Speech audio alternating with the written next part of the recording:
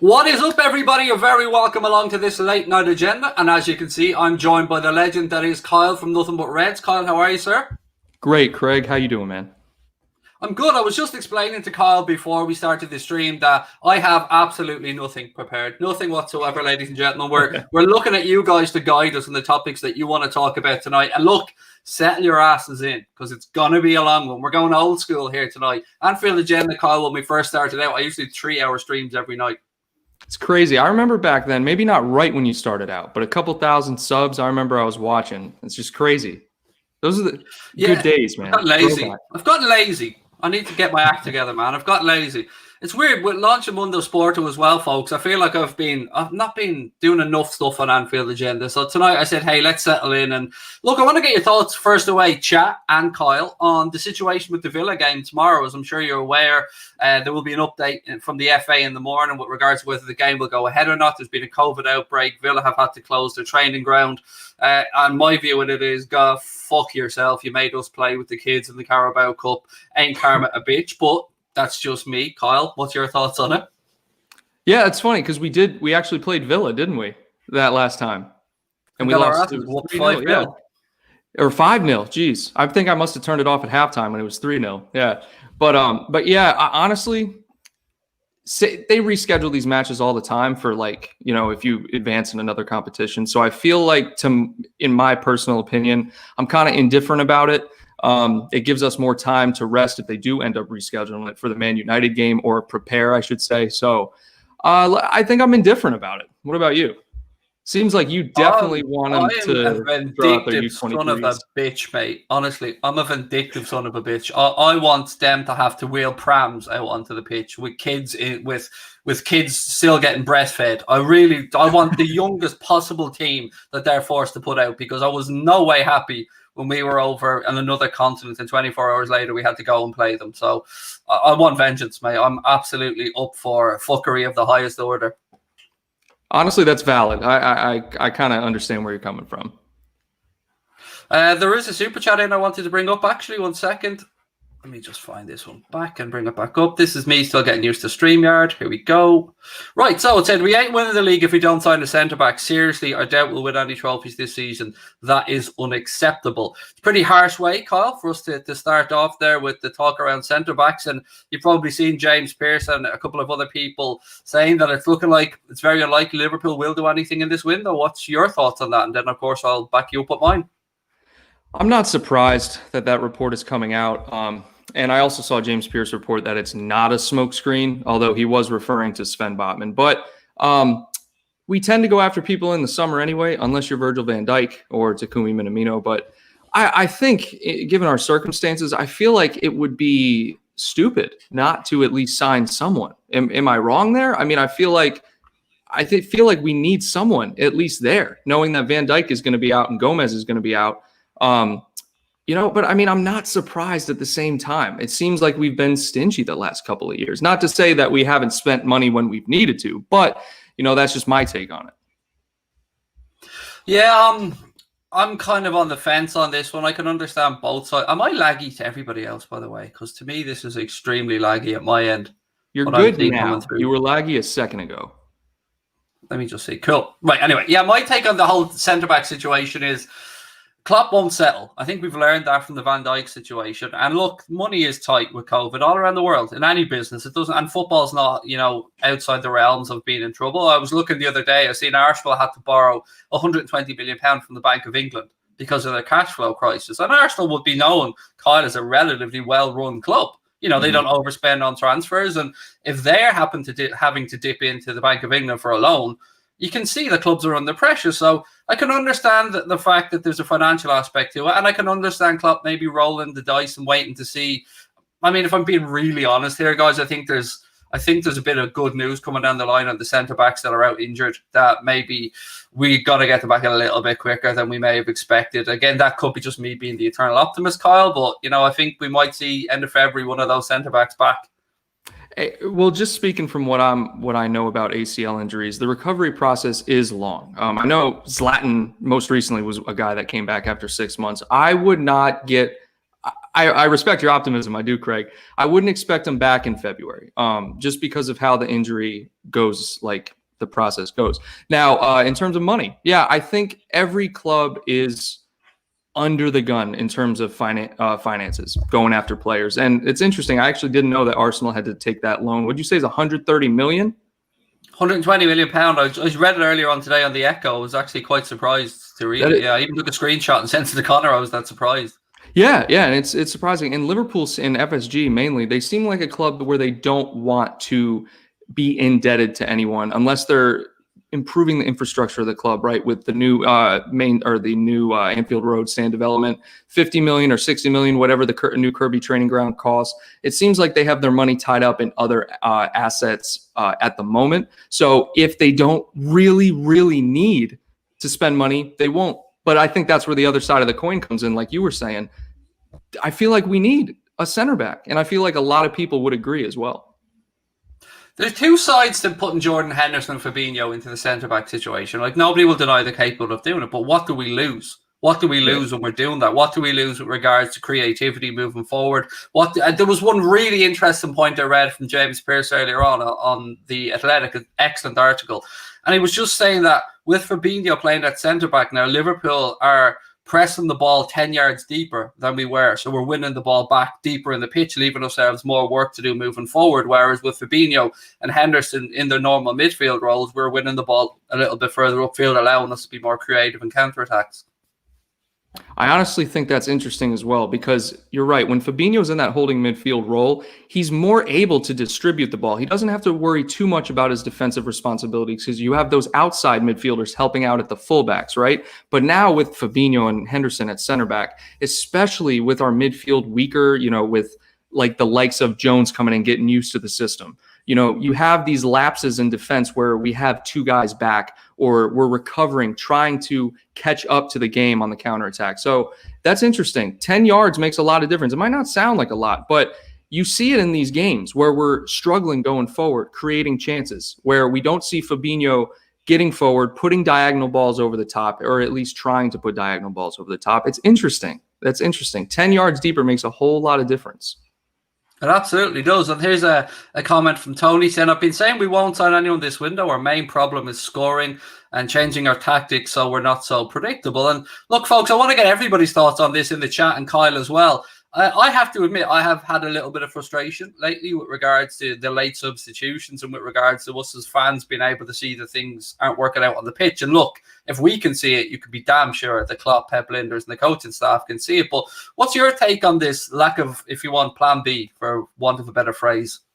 I think you said my answer right there. With Klopp and Pep Linders obviously see it. I trust them to no end. I literally trust them with everything. So whatever they believe is the best option for the squad going forward, they're going to do that. Now, to that point, we've created one chance in the last 3 games. We haven't scored a goal. It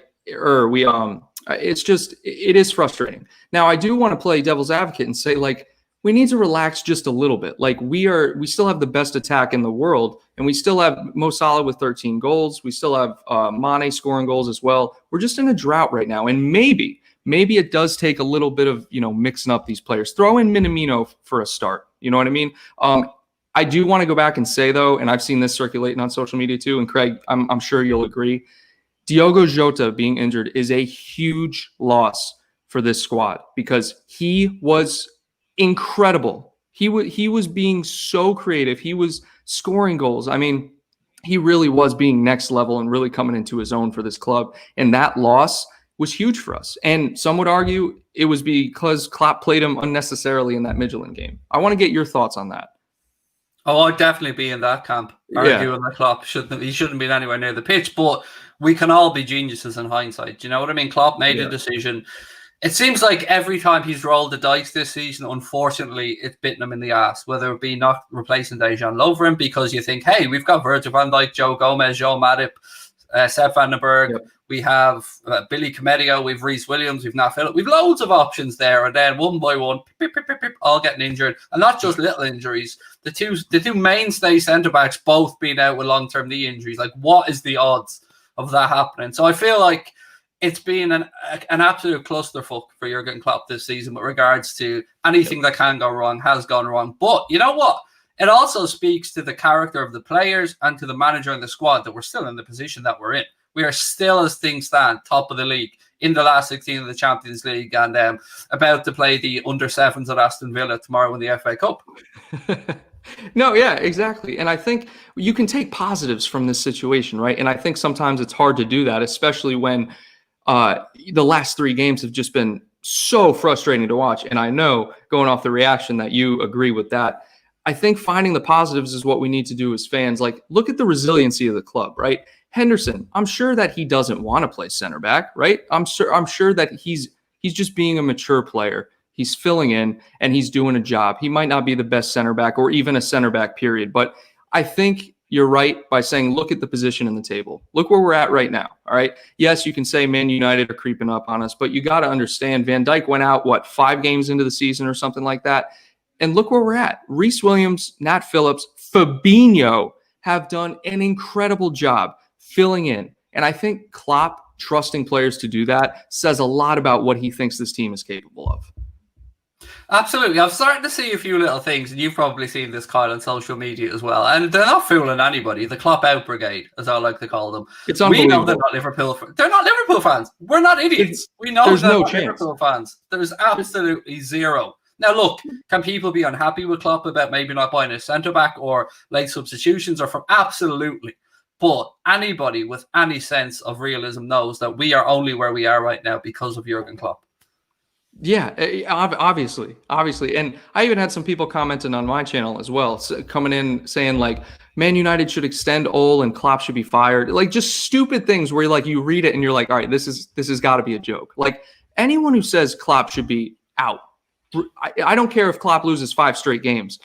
You're mental. Like, there's a problem. You're not a fan, like you said. I just look at what Klopp has done with this club, man. It's remarkable. And not only just Klopp, but his backroom staff, Michael Edwards, like the entire club has changed over the last 5 years to the point where I'll make this argument. Some people will disagree with me, but I really think that at times we're spoiled, and that could be playing in just a little bit to maybe this poor form, fans saying Klopp out, that we're spoiled, like we need this, we need that, just because we've been so fortunate to be so great the last 3 seasons. That's just my opinion, though.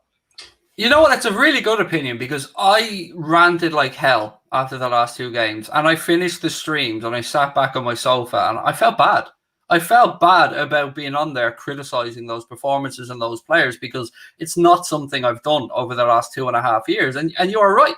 I've tried to say it about points totals in the Premier League as well. People are saying, oh, this is a shit year this year. Teams aren't performing well. No, they've just gone back to normal.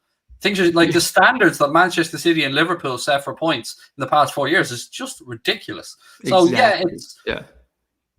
We are spoiled. You're right, man. We're absolutely spoiled. It's easy to forget the Roy Hodgson days and losing that Europa League final to Sevilla, and the guy from Dortmund not wanting to come to us if we didn't get to the Champions League, and all these kind of things that have happened. And then now look where we are. I mean, the one that got me was when we saw Felipe Coutinho. I was so angry there was no replacement lined up. I couldn't get my head around it. I thought it was just stupidity of the highest order. And then Alex Oxlade-Chamberlain turns into prime, I don't know, Iniesta, whatever you want to call him, Xavi, and has the season of his life up until, unfortunately, he picks up an injury. Then Klopp goes out, spends the money, brings in Virgil van Dijk and Alisson Becker. I mean, he's got to have earned their trust at this point. Oh, yeah. And that's actually a good timeline to bring up, too, because that was right around the time where, like, you know, the year before Klopp, we finished 4th, right, on, like, the last day, right? And then we come into the next season, and we're just at that tipping point where, like, yeah, we're competitive, but what are we going to do? And then we end up having to sell Coutinho. Literally, he forced our hand. The way he did it was, I hated it. I'm still upset about it. But you're right. And it's valid to feel that way because at the time we hadn't proved anything yet, or Klopp hadn't proved anything yet. But I think with that, buying Virgil van Dijk and Alisson, like you said, and then just completely revamping the entire team, like literally just revamping the entire team, he has to have earned our trust. And if 3 draws will take that trust away, I don't know. I don't know. Well, Carl, one of the regulars, Carl and Julie, Carl said, I'm very frustrated with some of Klopp's choices, but I'm very much still Klopp in. And look, I think that's okay. Nobody's infallible. We're all open to being critiqued, and the players are as well. I think it's just at times frustration from a bad result can spill over into social media and people can vent and overreact. I mean, I try and stay clear of Twitter as much as I can after a bad result. And I'm lucky in that, and you're probably the same, that I get to vent. I get to sit in front of a microphone and give my views and get it off my chest. And usually when the post-match streams are over, I've calmed down quite a bit and I can go about my life. And maybe I only look at the cat and the dog outside and go, I'll leave them alone and just walk on. Because I tell you what, man, it's my week ruined if Liverpool don't get a decent result. It really does affect me sincerely. But to be even considering Klopp out, just I can't get it. I mean, there are just some spoiled fans out there that I don't even want to say new fans to the game, because you're a relatively new fan to the sport. You're what, 6 years, 5 years? Yeah, a little more than that. You know, it's about 7 or 8. But yeah, no, to be fair, I am. But I think I was still able to like learn about the club to the point where, I respected where we came from, like our transition, right? Coming from, winning the final in 2005, those rough years through the Roy Hodgson era, getting Brendan Rodgers, getting that close, right? And then having the opportunity to sign Klopp, and then having this person to believe in, like this manager where we looked at him like, this could be the guy. This could be the guy that changes everything for us. And he has. And I'm very fortunate to where, I'm a new fan, but I came in at a time when I was able to experience the whole experience, if that makes sense, like before Klopp and then Klopp since. And I think even if new fans are coming in, that's fine. People call them bandwagons, whatever. It's just the fans that are so quick, so impulsive to like hate on players or Klopp, like legit hate, not like get frustrated, which is fine, but actually hate, like abuse players on Twitter and abuse Klopp. That's just, I can't get on board with that ever. Yeah, I'm similar. And there's a point here I wanted to bring up actually from the chat. Just thinking about it, we've never loaned players in at Liverpool. The Stephen Cocker one aside, it's a market, Kyle, that I never understand. I mean, you bring in a loan player, if he does well, the selling club's in prime position to make more money off it, and you're then almost technically down one player already next season if you don't buy them. And if you do buy them, you're buying a player that you've gotten used to already being in your team, so it doesn't seem like a new signing. It's always been a confusing market for me. Yeah, and that's literally the only person I'm pretty sure. Klopp only loaned Stephen Cocker. That was it, right? We haven't loaned anyone else under Klopp. No, nobody. Exactly. And Stephen Cocker played, one game? I think he played one match.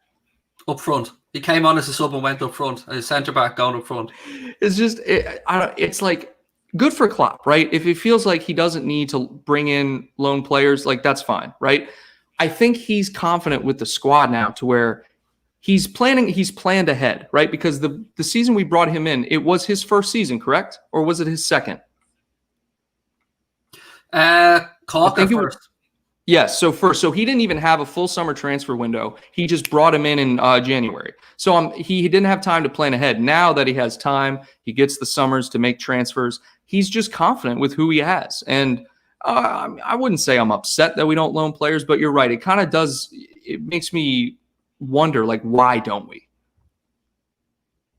I think he likes to coach. I think he likes to bring through younger players instead. That's at least how I'd look at it. There's one here I want to get in.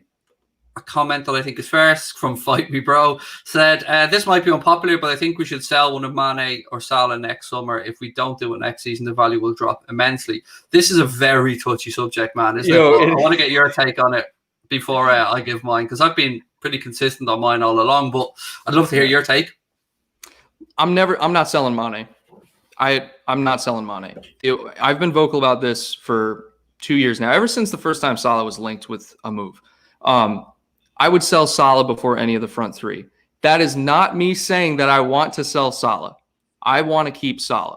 But if I had to pick one to sell, it would be Salah. Now, the rumors going around that he wants to move to Madrid, it just doesn't make sense to me, Craig, at all. Like, just because we've had like 3 draws, it seems like these rumors come out all of a sudden that Salah wants to go to Madrid. Now, hey, maybe he does. Maybe he has bigger desires to play for Madrid. But I'm just so against like selling a player when he's doing well. Like, especially now. Well, why? What would you gain from going to Madrid? That's my main point. Aside from a paycheck, what would you gain?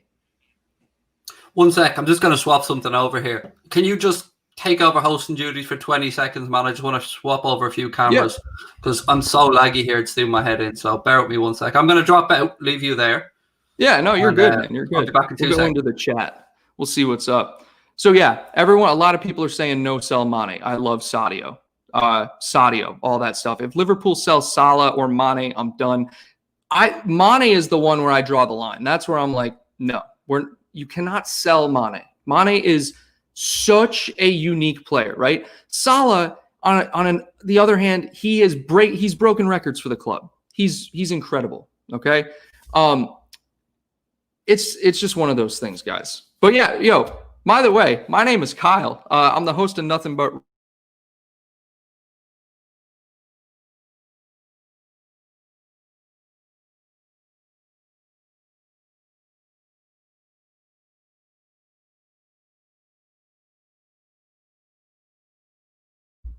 Okay. I'm not sure if the mic was muted on purpose, but my name's Kyle. I'm the host of Nothing But Reds. There's a link if you want to check out the channel in the description. But yeah, we got some people coming in. I was muted on accident, I think. But anyways, we're back now. So back to what I was saying.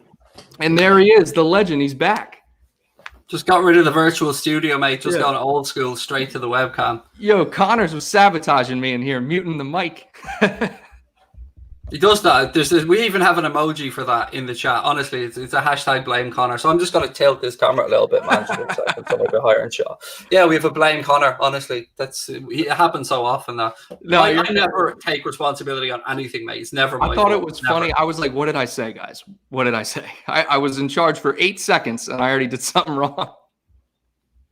No, it's all good. I'm just messaging from Connor. As you were saying, this is Kyle from Nothing But Reds, one of our partner, friend, best mate, besties, whatever you want to call them, from the United States of America. Himself and Steve run a fantastic channel over there, guys. If you haven't yet checked them out, they do a show every week on Anfield Agenda, Nothing But Reds Agenda, but their own channel is absolute quality as well. And again, it's great to be able to do this, to be able to chat with people from around the world about the Reds. It is honestly one of my favorite things in the world, Kyle. So thanks always for coming on, buddy. I think this has gone a little bit sideways, but we'll carry it on. It's a bit of fun.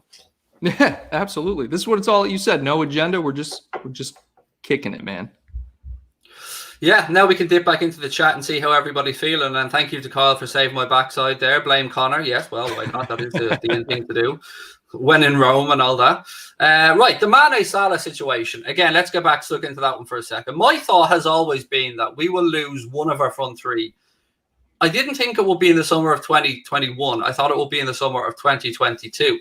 And then the more I thought about this, and then you see the stuff about Haaland's release clause coming into effect, then the more I thought, you know what, maybe this will happen. But I've always thought it was going to be Salah. I've always thought he looks the most likely to move. And that's not me saying that he's not good enough, or I just get the impression he always feels like he has another chapter in his career in his own head. I could be completely way off the mark about that one, but I'd also... Again, this is very, very tough to talk about, but to me, he's probably the more replaceable. As mad as that sounds. Honestly, Craig, I don't think it sounds mad at all. I think you're spot on. Honestly, like Mane, and I was reading some of the people in the chat saying this as well. Mane is just a different kind of player. Like, I don't think I've ever seen a player in my time supporting Liverpool like him. I've gone back in the past, and yeah, I've seen players like him, but Mane is just a different animal.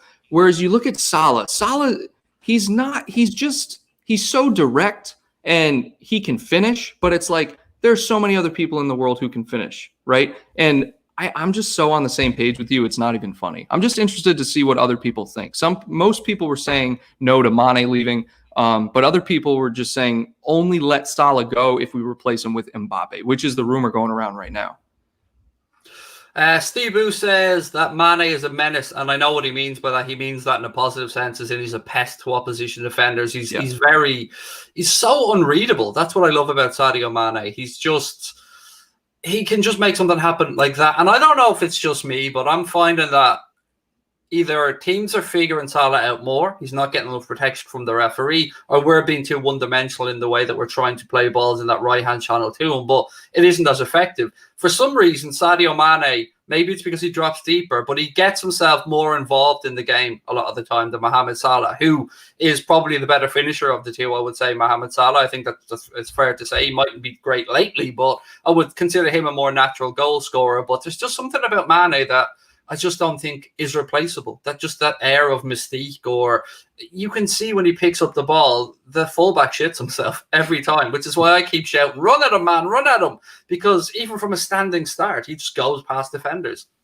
Yeah, no, you're absolutely right. And I think Salah's goal record will speak for itself when you talk about finishing. But that's neither here nor there. I think what you said with Sadio dropping deep, I agree. Sadio can hold up the ball better than Salah, I think. Now, we've seen Salah turn defenders before. We've seen Salah get the ball, hold it up, and then literally just run by guys. We've seen it before. And we've seen Salah do defensive stuff too. I mean, his work rate isn't the problem. But in my opinion, all right, and this is probably very controversial, I think Sadio is a player that can create on his own. He can create chances for himself any time of the game by himself. Salah, on the other hand, he's good at creating in the final third, but if Salah picks up the ball in midfield, there's a good chance he's going to lose it.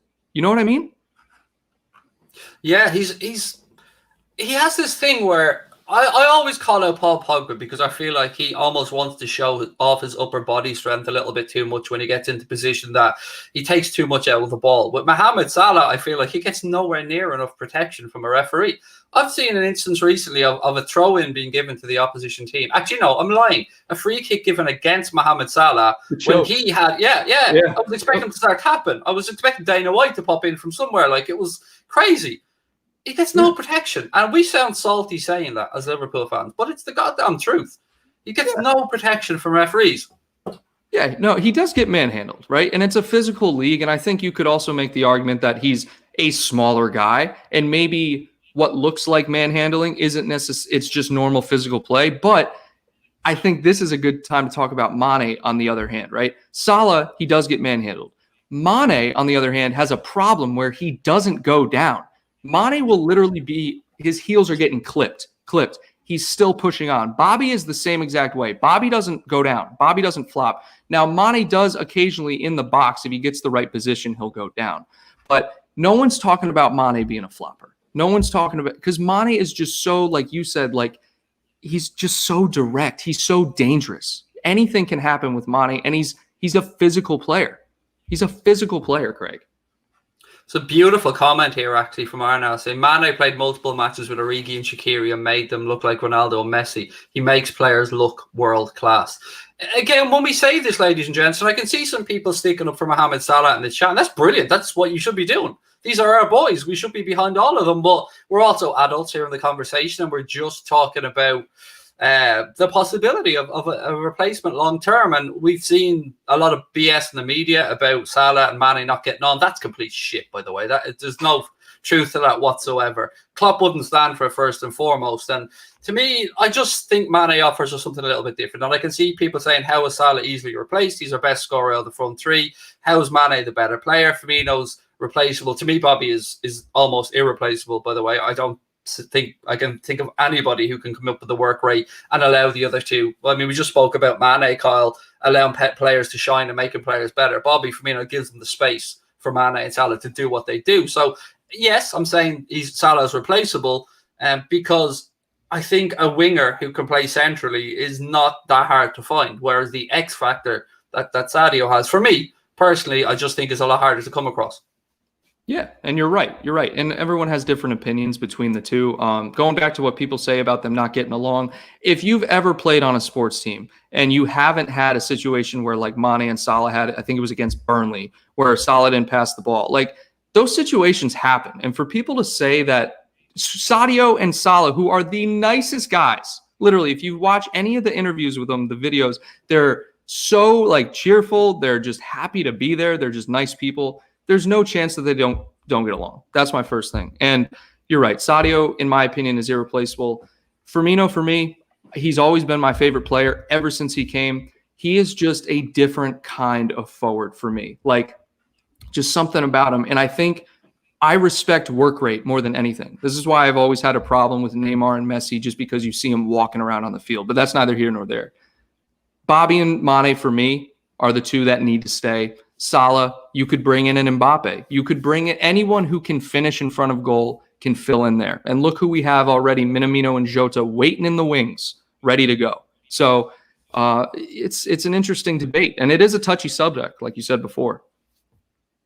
I'm just trying to stop causing unrest. Somebody is saying, nobody's causing any unrest, man. We're just here having a chat. It's all good. We respect everybody's opinion on here, and you're always entitled to stand up or stick up for whichever player you want. But, you know, we're looking towards the future here. We're just chatting the shit. There's nothing to get defensive about. I found a comment here. Somebody was sticking up for Salah. And I want to try and be fair, so yeah. I'm and trying we're not to calling for Salah to go. That's not what's going on. We're just having a debate about, I think it was just who would you rather go if the three, who's most likely to go. I think that's what it started with. Yeah, look, we love the three of them. Nobody wants any of them to go, but Father Time, you know, doesn't stand still for anybody either. And these guys will be in 2022, 30 plus. There is a time where the club will look to extract peak value from one of these players, whether we like it or not. That is the business model of FSG and the way that we run our club. And it's the way Sir Alex Ferguson used to do things at United as well. When he moved on, Keane, the only one that I think that he made a mistake on was that Dutch central defender whose name escapes me at this moment in time. But it has to be done. I mean, football is a ruthless business. And what I will always say is, again, this is a phrase I picked up from somebody else, and I can't remember who it was, but I'd love to give credit. Footballers are basically transient employees of the football club. We love the club. We're going to see players come and go that we love and miss over the years. I mean, you could look on Luis Suarez, you could look at Steven Gerrard, you can look back at Fernando Torres, you can look at all of these great players that have graced the pitch at Anfield. But at one time or another, they all have to move on. And we have to be able to have a grown-up conversation about that without people saying that we're trying to cause unrest, or we aren't. We'd love these players to be full-on Benjamin Button and never get old and be the James Milner of the world. But unfortunately, at times, clubs are businesses, and we will need to move on. And I'm sure you guys out there would love a Houlden or a Sancho or an Mbappe. How do we fund them?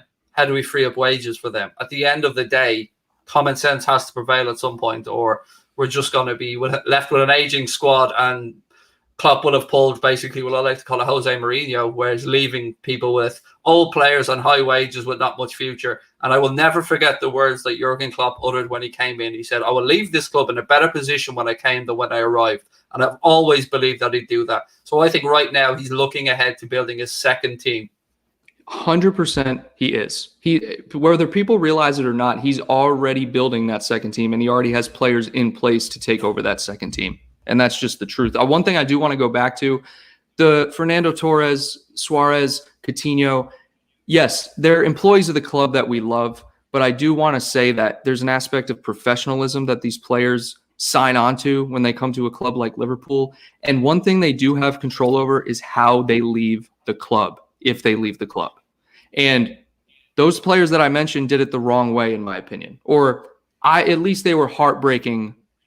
They were heartbreaking to me, personally. I mean, the Fernando Torres thing, I had to go back and look at it. That's terrible, in my opinion. I'll get your thoughts on that. The Coutinho thing, faking injuries, or at least that's what was reported. Like that is just so unprofessional, and it just puts a bad taste in every fan's mouth. Like you need to have an aspect of professionalism if you're going to leave the club. And in my opinion, if any of these front three were going to leave the club, I can almost guarantee you that they wouldn't pull any of that crap.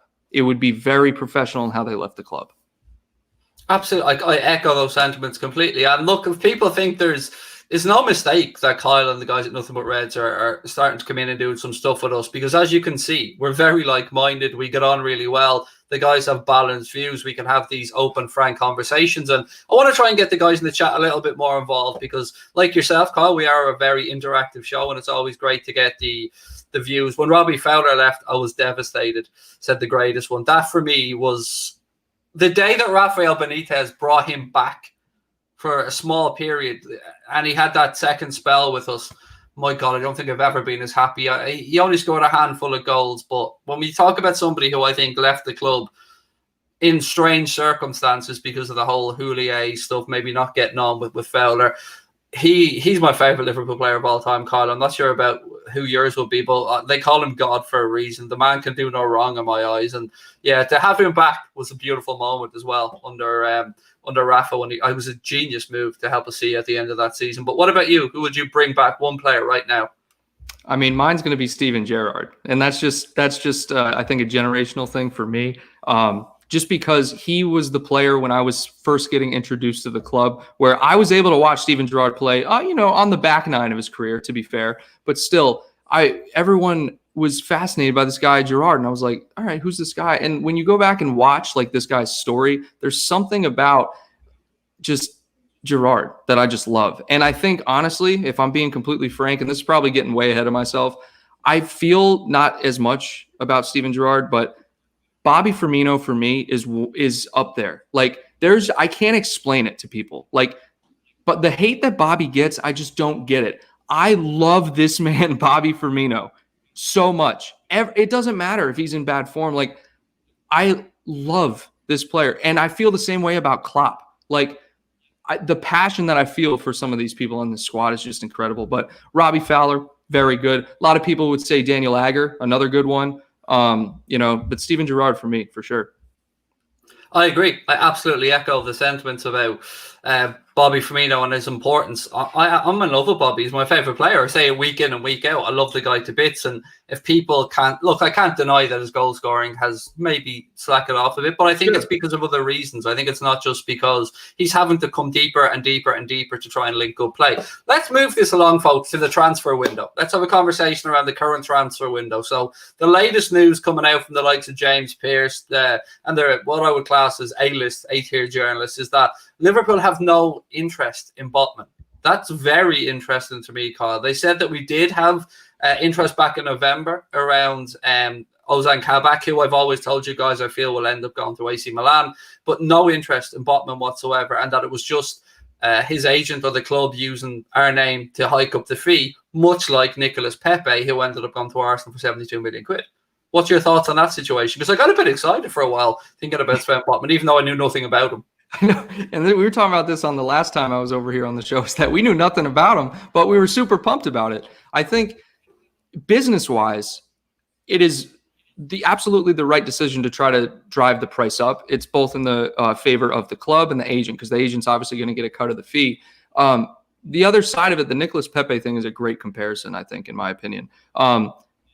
Being linked to Sven Botman, though, honestly, I'm not losing sleep over it if we're not actually in for him. Now, what's crazy is I've seen two separate things from James Pearce saying that, one, it's a smokescreen, and I actually don't remember a time since I've been following James Pearce where he's actually vocally come out and said this is a smokescreen. And I think he said that on the podcast, the Red Agenda podcast. I could be wrong there, but it's just one of those things. It's interesting. I think Sven Botman, yeah, he has a lot of potential, but Liverpool just always seem to get a player that you never think we're going to get. And I always bring up the situation Fabinho. No one knew about Fabinho. And if you did, I would love to hear that, because I knew nothing about him until I saw the picture that he signed.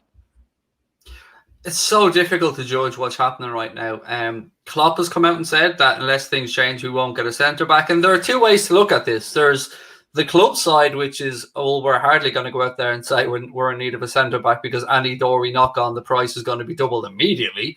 And we say that we've no interest. And then if something pops up, hey, we go, oh, look, this was a shock. Liverpool don't do things reactionary. Liverpool have a plan. Liverpool look 2-3 years ahead. And we've been tracking players for a very, very long time. It is no secret that near the top of that list is my personal favourite, Ben White. And if you look at it from a realistic point of view right now, Brighton are in a relegation battle.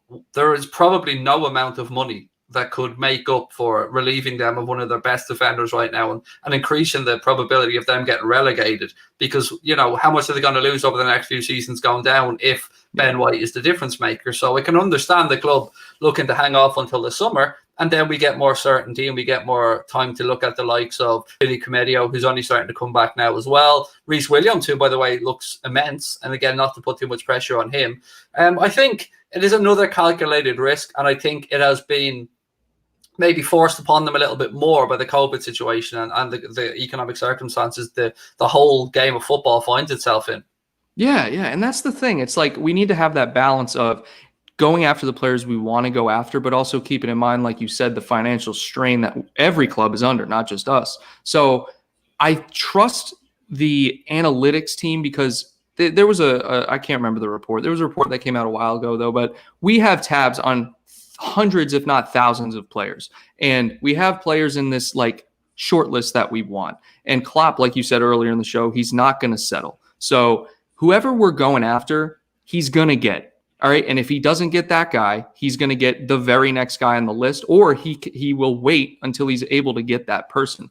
Look at, I think Naby Keita is another great example. I mean, Naby, we had to wait a whole year after we agreed the contract with him to bring him in, but Klopp wanted that guy, you know? It's just interesting to me because you're right. We don't know anything, like at least I don't, from where I'm coming from. I go by the rumors. I do a little bit of investigating myself, but everyone has their opinions on who they want to come in. So Ben White, good option. I also think that Reece Williams and Nat Phillips have showed me something that maybe they deserve some say, but at the end of the day, it's Klopp and Pep Linder's decision. To me, Nat Phillips is in Premier League quality. I've got to be honest. I think he's doing a great job for us, but I think he is a championship tier player. I want to just talk about David Alaba. Somebody mentioned it in the chat, and I read something earlier on. It's always been my understanding, and I think being put out there by his representative, that his first choice has always been Spain. Real Madrid have been linked with him, but there has been a story doing the round that says that Liverpool are willing to offer a package of £10 million a season to bring him in, which would be what, 200 grand a week, something like that, to bring him in as a centre-back at the end of the season when he will be free to leave. I want to get people's thoughts in the chat on that and maybe your thoughts on it, Carl, because, again, I don't know if there's much truth to it. It would make sense because I fully believe as well that Bayern Munich are going to go out and sign Upamecano as a replacement for David Alaba. Bayern Munich probably will be happy to let him move on if he won't sign that new deal. They have no choice but to let him go for free in the summer. And to me, I don't know where I sit on this one. I really don't. I'm on the fence because I can understand the caliber of the footballer, the multitude of positions you can play in, and what he would bring to the team with regard to leadership, experience, yada, yada. But 28, I don't know, it just feels weird. Right. And yeah, guys, definitely let us know in the chat what you think about that. For me, and I actually reached out to a Bayern Munich fan asking about David Alaba, what's he leaning towards, like what's the talk around the club.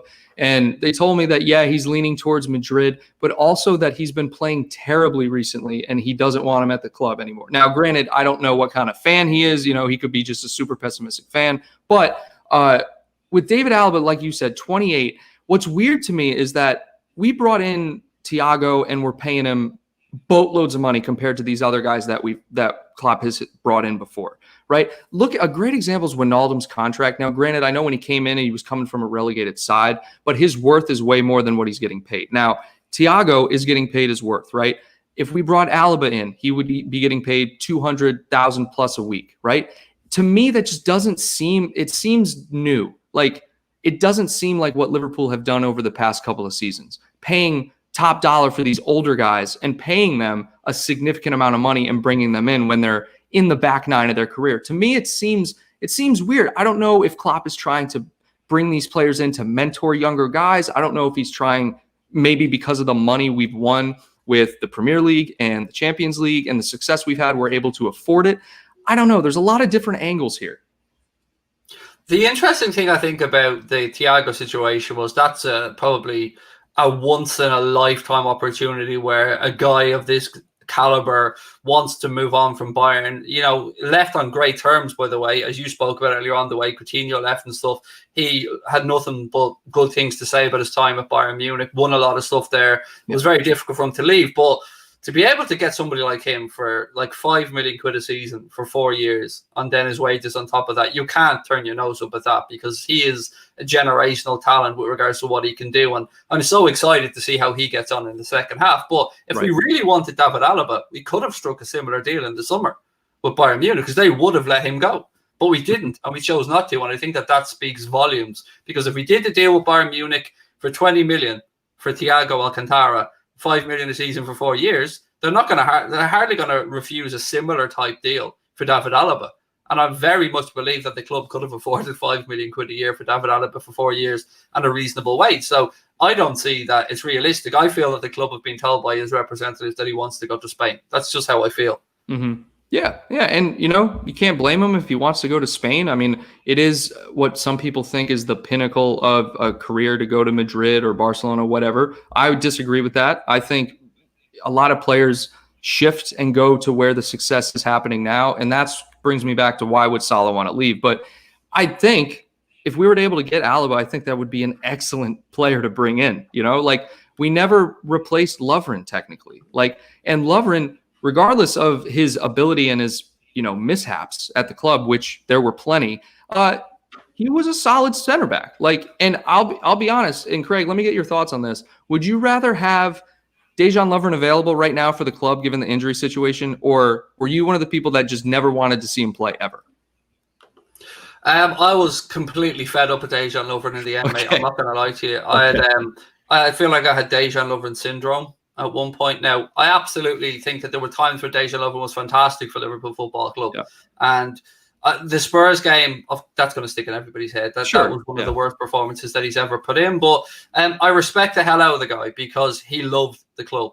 Absolutely loved Liverpool Football Club. And I think it was just the right time in his career to move on. And when you look at what he's been through in his life, the journey that he's been on with his family having to flee Croatia and stuff, I mean, I'm not going to sit here and slag that man off. But yeah, it was the right time for me to move on. Fair enough. And again, I think a decent fee was 12 million at the time. I think we got from Zenit for him, if my memory is correct. That sounds about right. Yeah, because then we brought in Simikas for about the same amount. Because I remember that was one in, one out. Worked out too well. Yes. Yeah. It's we've been very unlucky. Even the Costa Simica situation, with regards to the way he's working out, we've been a tad unlucky. What? I just need to vent for a second.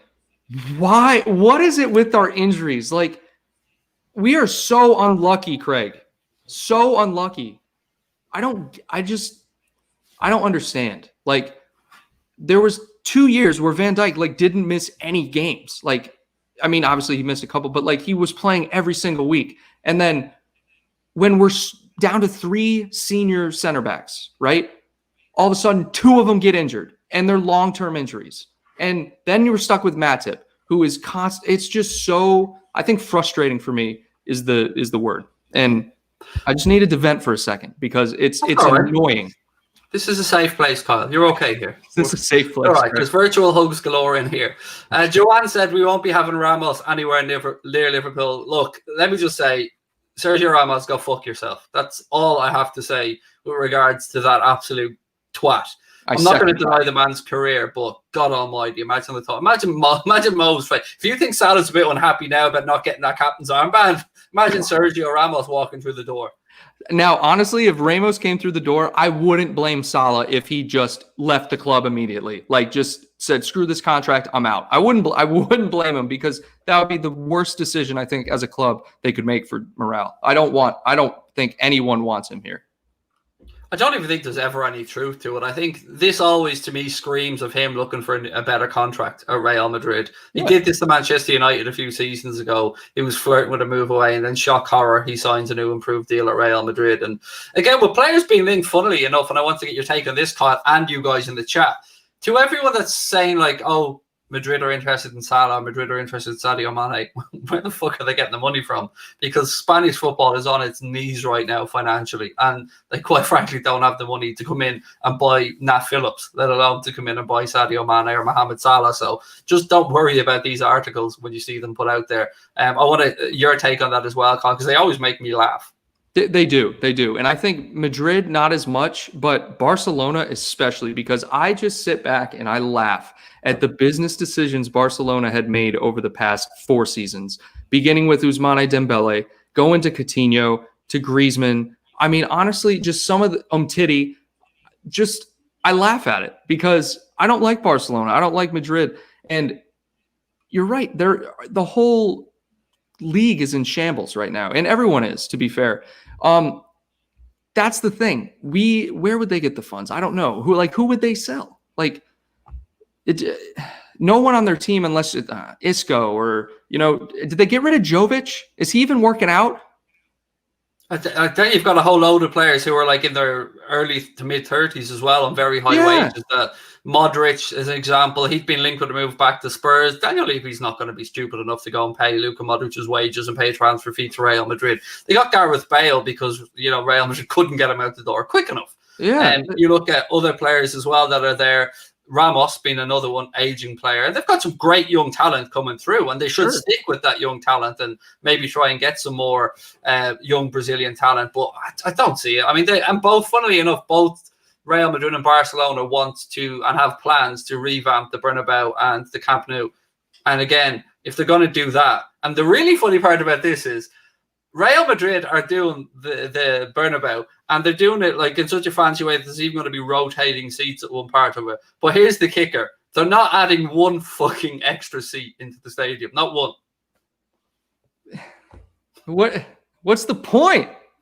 It's like maybe you think they could charge more for the fanciness of the stadium, but it's just, to me, it's not practical. It's like, what do you want to be, the coolest stadium? Like, I don't know. It just doesn't make any sense to me. It's a weird one. Look, folks, I want to move the conversation along a little bit and thought we could have a chat around our current form in the Premier League. What's causing it? What can we do to put it right? I think, look, we really need to look at this from the away form, because our home record, yes, we didn't get the result against West Brom at home, fair enough. But other than that, I think we've been fairly strong at home. Now, we may have a game against Aston Villa tomorrow, folks. We may not. I don't know as of yet. None of us know as of yet what's going on. What we do know is we do have visitors coming on the 17th of January, mate, that have a little scent in their nose of the Premier League title right now, and it's our job to put them back in their place, and it's Liverpool's job to go. I'm actually worried that if we don't play tomorrow, we've a long gap between games, which is normally a good thing, but doesn't seem to be a good thing for us. We seem to play better when games are compacted, because when we have a gap or going to a warm weather training break, I think the results are there to speak for themselves when we come back from them. So I'm hoping we're playing tomorrow first and foremost.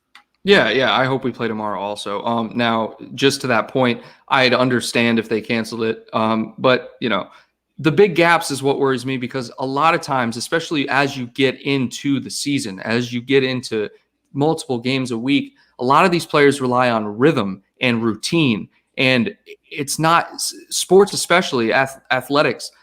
If you have a big gap and then you just try to pick it back up, sometimes you're not at the same level. Like there's a big like sports psychology thing that says, like, if there's a big gap, that's why you need, like, for example, a preseason, because you need to warm your body up to get to the seasonal level, I guess you could say. But I don't think our players will have any issue getting psyched for this match. And not only that, but this is a legendary match, Craig. Like, when was the last time that both teams were level on points and fighting for the Premier League? I mean, this is intense. This is going to be a crazy game. I've said this so many times. I have little to no respect for Manchester City. I have a huge begrudging respect for the history of Manchester United and the rivalry between both clubs. If we have to have a title race, and of course I want us to go and walk the league again by 10 points, but if we have to go into a title race this year, why not? Why not go head to head with the other most successful team in English, the second most successful team in English football? Why not go head to head with them? And this is a huge game, and I hope to God that Solskjaer doesn't come and sit back and play for a point. Jose Mourinho. So I hope that he comes and tries to have a go, because this has the potential to be a cracker of a game. And at home, in an open game of football, even in bad form, I'll back us to beat anybody. 100%. And if we're struggling, just put Big Shaq on. You know what I'm saying? He has a good record against Man United, if everyone remembers correctly. But on a serious note, yes, the best teams want to play against the best teams. That's what competitive sports is all about. That is literally what it's all about. That's why we watch every week. I mean, it is the most exciting thing watching these derbies. And what makes it even better is when you look at the table. I can't wait. The break I'm a little worried about, but I'm not saying I'm not confident going into the game. Yeah, I'm really looking forward to the build-up of this one, I have to say. David Orr makes a good point. He said the players are missing fans home and away. And I wanted to get your thoughts, both Kyle, of course. And by the way, folks, we're an hour into this stream almost now. Settle your asses down, because we ain't going anywhere. This is a long one. We're going old school tonight.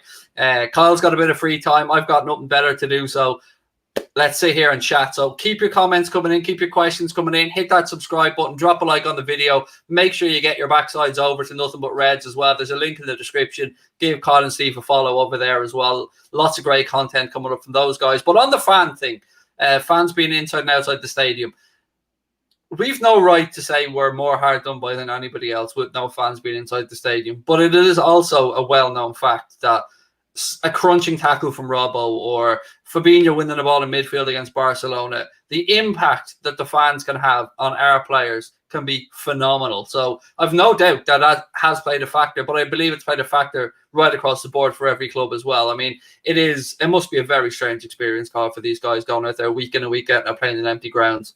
100%. And I think, to me, what speaks volumes is when you look at the table.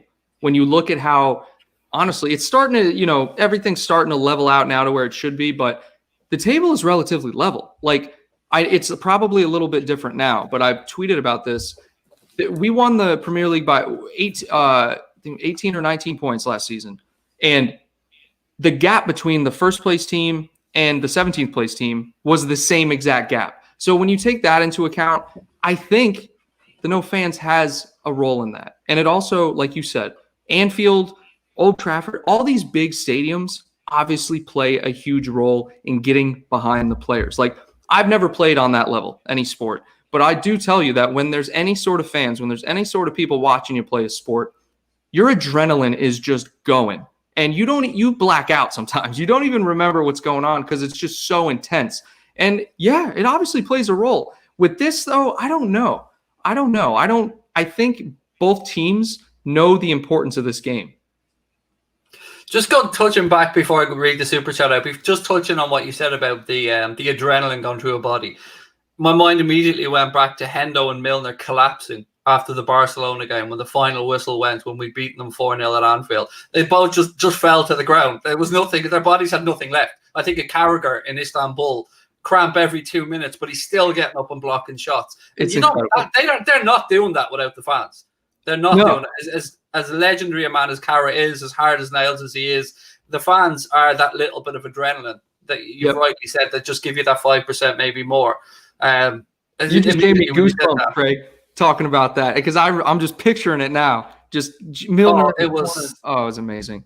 It was so, and that and Henderson celebrating with his father. I mean, the final, it's just beautiful moments that will never leave me. So, Philip Hunt asked the question, ladies and gents, and I'd love to get your opinion on this in the chat as well. Season be a failure if we don't get a trophy? Question mark. I mean, yes, massively to me, Kyle.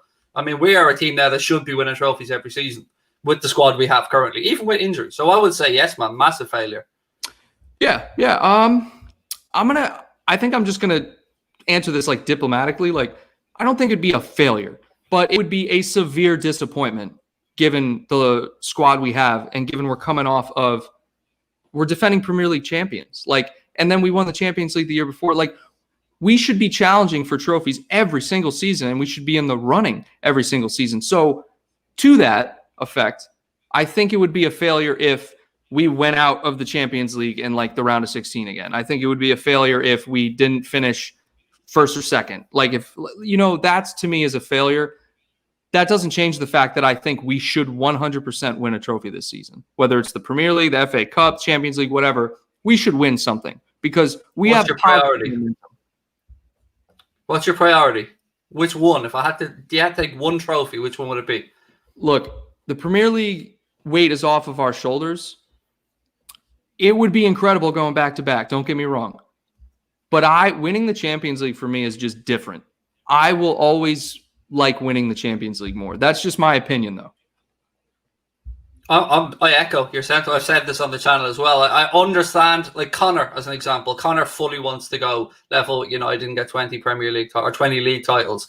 I understand that, but I'm in love with the Champions League. I love seeing a Liverpool captain lifting the European Cup. And as you rightly said, if we hadn't won the Premier League, if we were still chasing that, I would 100% want that to be the trophy. Now, there's no reason we shouldn't look to do both this season or maybe even a treble. It's still there for us. But if we had to pick one, I have to say Champions League for me, I think it is the measure of the best teams. And it will attract better players, more sponsors, and the other stuff that we don't like to talk about with fans, the economical stuff, the stuff that doesn't pay it's just not sexy. It's not sexy to us fans. The boring Michael Edwards stuff. What is this? Oh man, get him a statue. I mean, honestly, the league is bread and butter for Liverpool, said Jan Hanna. It is, but European Cup. That's all I'm going to say to you. Just you think of the Liverpool captains lifting trophies. You're thinking of Tomo. You're thinking of Stevie G. You're thinking of Henderson, all lifting that European Cup. And the great memories in my head, the great images that I've seen, as many league titles as we've won, it's always been around the European Cup for me. And I'm old school. I still call it the European Cup. It is just, and it's a sexy ass trophy as well, by the way, all big ears. It's beautiful. It is. I love it with you there. Right, there was somewhere else I wanted to go with this conversation, actually. The league form, we haven't really got stuck into it yet. So we're away from 1 win in 8. It's just not good enough. Now, what's causing this? Is it the front three maybe not being as clinical because we went to Crystal Palace and handed them their ass 7-0? But then we can't score against Newcastle, where Carl Darlow is doing everything from his best MMA impressions to pulling off wonder save after wonder save. And then we go and we were so blunt in the last game. That's what really frustrated me. Like we'd one shot on target, and that's even glorifying that shot to say that it was on target because it was a daisy cutter. It was just rolling towards the goal. We gave that big gobshy Fraser Forster, that big penalty spot jumping up and down on son of a bitch. We gave him nothing to worry. I'll never forgive him, by the way, for that Milner penalty where he kicked up the penalty spot and the referee totally let him away with it. You might remember that incident, but it's something that's always stuck with me. I've hated Fraser Forster ever since then. The only penalty Milner's missed for us. Wow, I actually don't know what you're talking about. I have to go back and look at that. But that sounds pretty crappy, so I don't blame you for hating him for that. But away form. It is so weird that we put 7 past Crystal Palace in an incredible performance, one that goes down in Liverpool history, and then you're right, we just cannot do anything else away from home. For me, I think the fans play a big part in this, Craig. And the reason I think this is a big deal is because we, at our home stadium, at least we know mentally, like, this is our home stadium. We don't lose here. We perform well. Going away to another stadium with no fans, no away fans cheering you on, I feel like there's just no energy. And I think that manifests itself on the field. We saw against Southampton, against Newcastle, against West Brom. There's no energy. Like, it was just dead.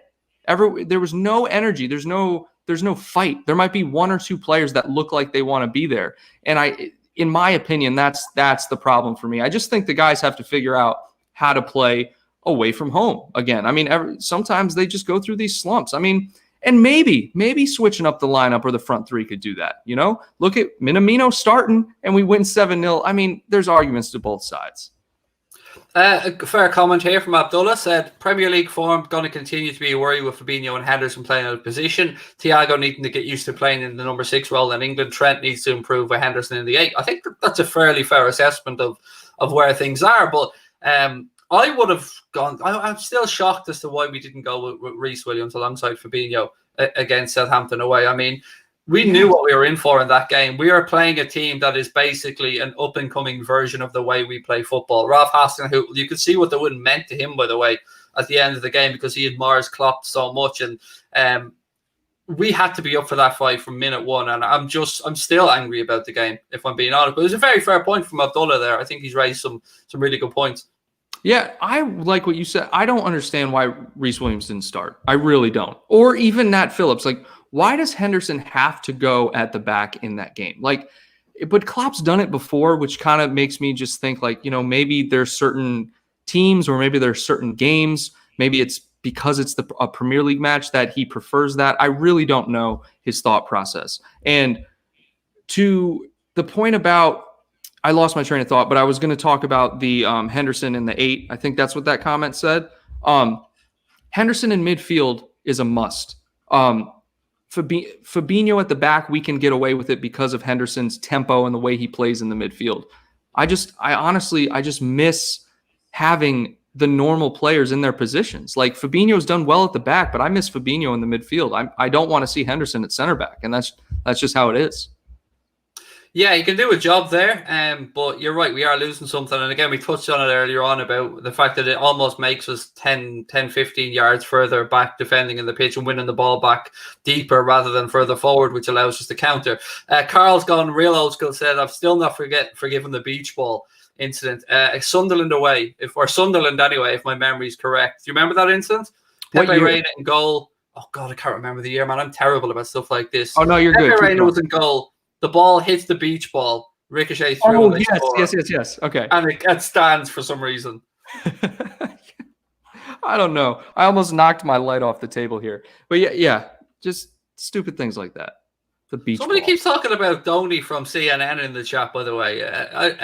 Kevin O'Sullivan. I'd happily have Donny on for a chat, man, at any point. Donny from CNN. I don't know if you watch CNN. There's an Irish guy called Donny O'Sullivan that does some stuff with CNN. I don't even know if he's a Liverpool fan on, but why not? The more the merrier. Do you know what I mean? It just keeps popping up in the chat, and it's just caught my eye because it's so strange. Yeah. Right, what else we got? On the away form, for me, we also haven't looked at the human aspect of this. Travel arrangements have changed. For instance, tomorrow, the Villa game, the guys weren't going to stay overnight. The guys are going to travel and come back.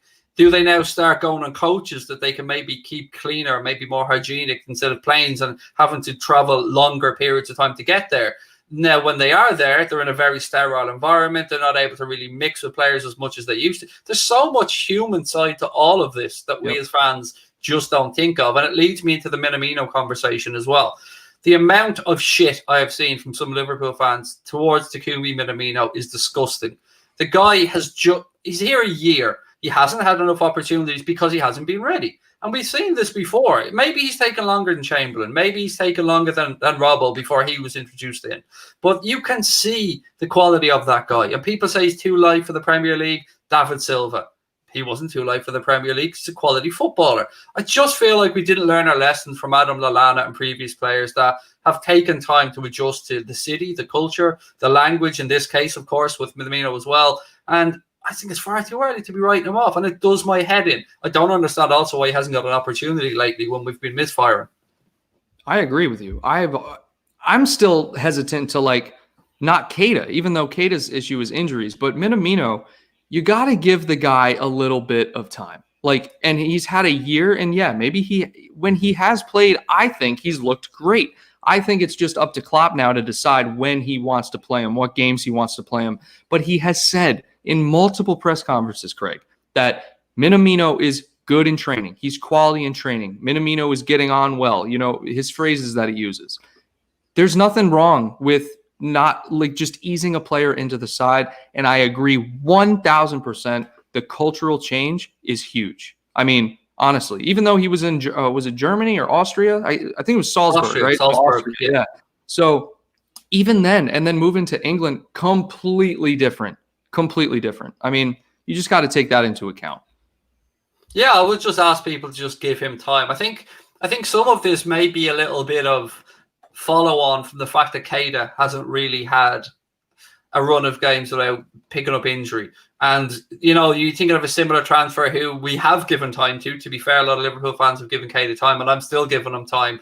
But maybe this is a little bit of almost just, not bitterness, but backlash towards other things like that haven't worked out. What I will say is it's very important to remember, when we played Salzburg, Takumi Minamino was the talk of Melwood at the time. The players were talking about how well he played in that game against Salzburg, how much he impressed them, and they had no idea that Klopp and Michael Edwards already had a deal in place to sign the guy. And to add to that, we paid £7.25 million for him. Manchester United were willing to go in and pay £20 million for him because they didn't know about the clause. That tells you the work that Michael Edwards does behind the scenes at Liverpool and how well researched the players are. So I'm still expecting a big future from Minamino.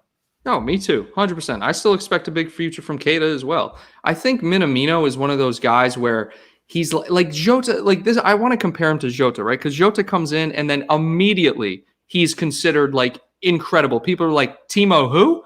Jota is the man, right? And then he gets injured.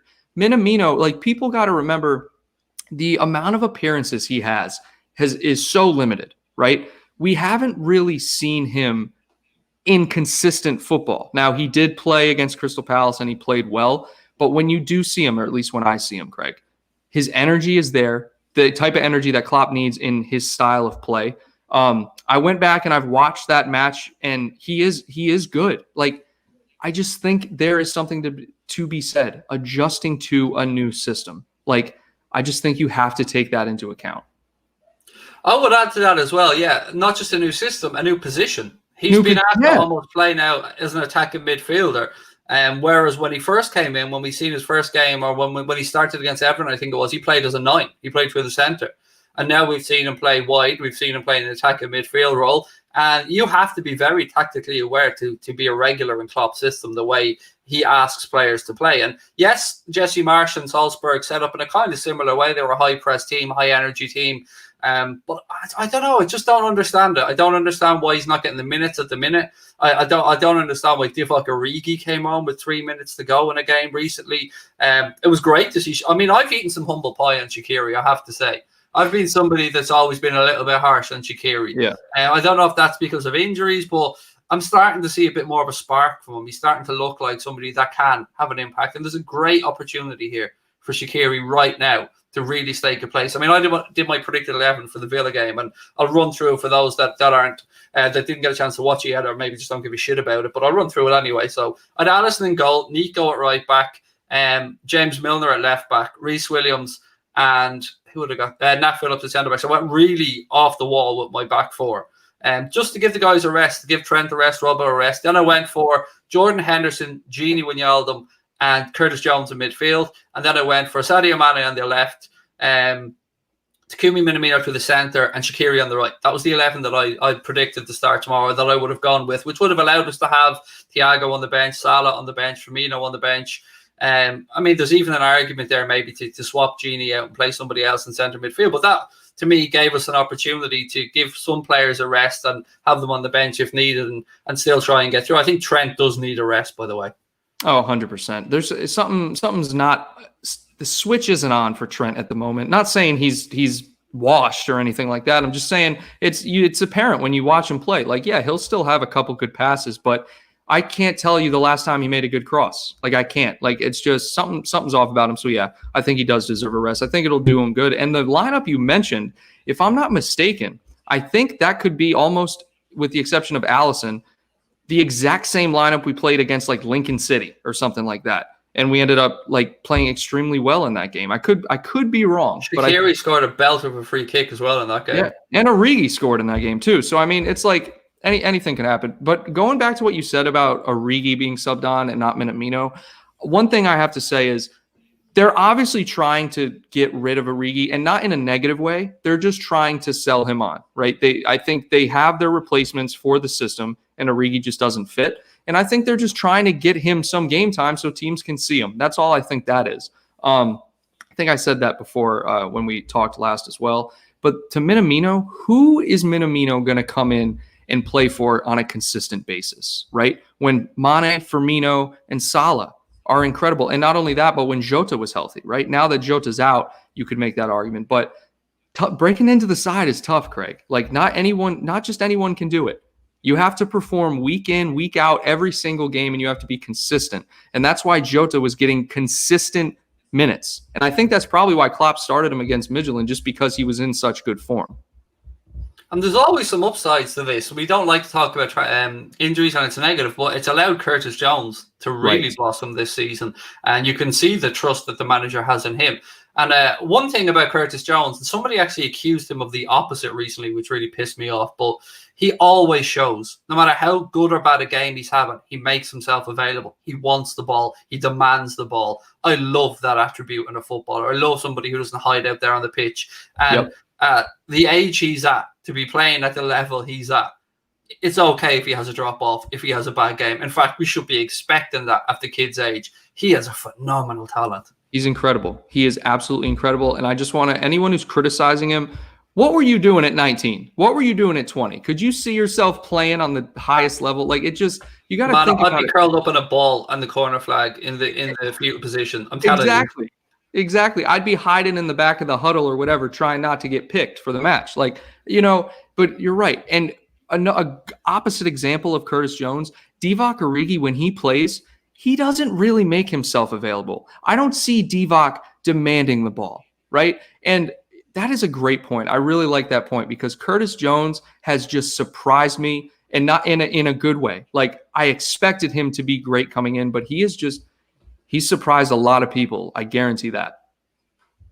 Yeah, he's been quality. And look, well, we're on the conversation of midfielders, folks. Let's have a little talk around Wijnaldum, because every day it seems there's a different message coming from this scenario. Yesterday we're hearing, nothing's been agreed, but it's all positive. Both sides are still sitting at the table. Today it was a bit more of, well, maybe it's not looking good. Maybe, there's a bit of a stalemate here. In my eyes, Wijnaldum deserves to be up there with the highest paid players or the higher tier of players. Maybe not right up there at the very top, but he certainly should be in the 150 grand plus bracket a week for me, without question.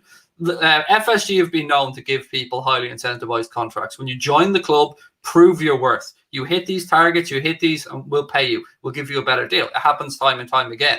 Wijnaldum, to me, is perfectly within his right to demand to be recognized as a senior pro at the club, somebody who has helped build what we have right now. And I am absolutely baffled by this situation. I cannot believe that we're even in this position with Gini. Give the man I'm sure he's not asking for 250 grand a week or anything. He knows roughly what the guys are probably getting. Give him what he wants. Sign him in. What the fuck will it cost to replace a man of that caliber?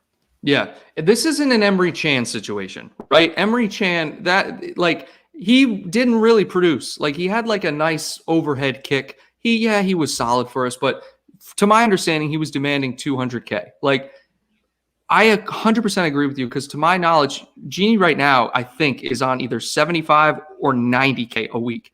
He should easily be eligible to double that. So I like what you said with the figure with 150 at least. 100% agree with that.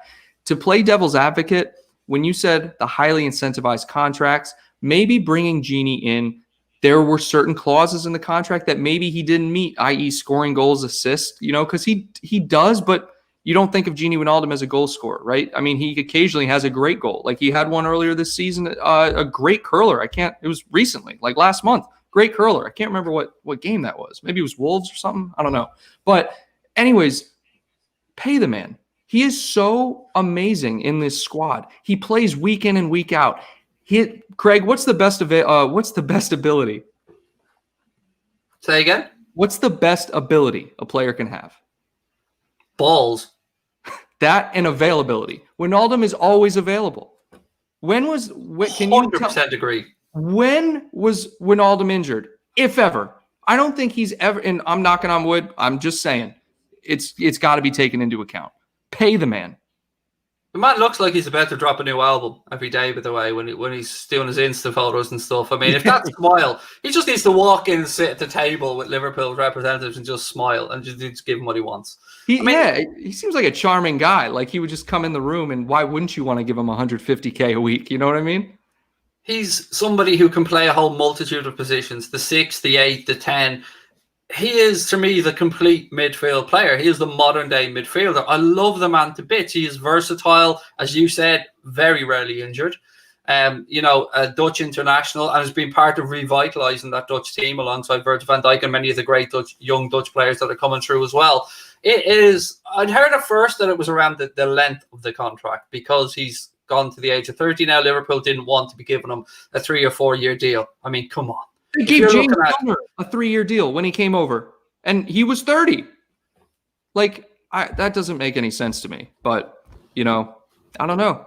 Maybe it's because it was a free I really don't know. I just don't. It blows my mind that these negotiations, at least the reports are saying, it's so back and forth. Like, I don't know. Maybe these other teams are just saying, hey, this guy is worth this, and we'll pay him that, And go ahead. We've been very pro the owners, and I think it's only fair that we bring in maybe somebody who has a different point of view and see what Daley Smith has to say. Problem is FSG look at resale value, and it's not always the case with certain talents. I mean, that is fair, but I would counter that, Kyle, by saying, how much will it cost to replace Wijnaldum? How much will it cost to bring in somebody who can have the same availability, as you said, impact, and it was already settled. His family are settled in the city as well.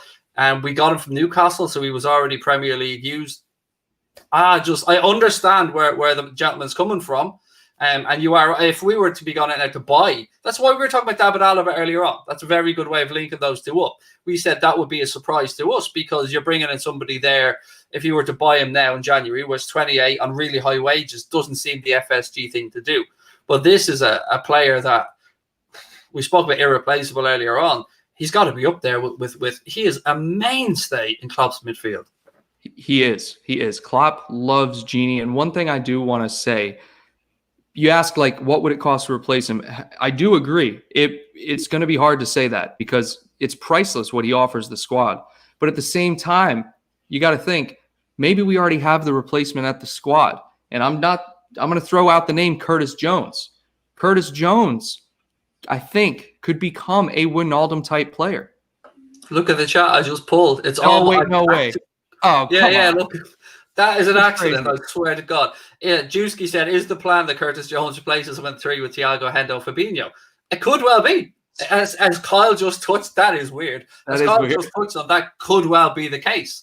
Wow, yeah, that's a very good point. I mean, Thiago, though, can we just take a second to just talk about, this is like a January signing, to me. Now, he wasn't at his greatest against Southampton, but, he is coming back, and I'm amazed he finished 90 minutes, by the way, which is remarkable. But for him to be back now available to us, I think this is the start of Liverpool getting back to normal to some degree with regards to the level we're going to play at.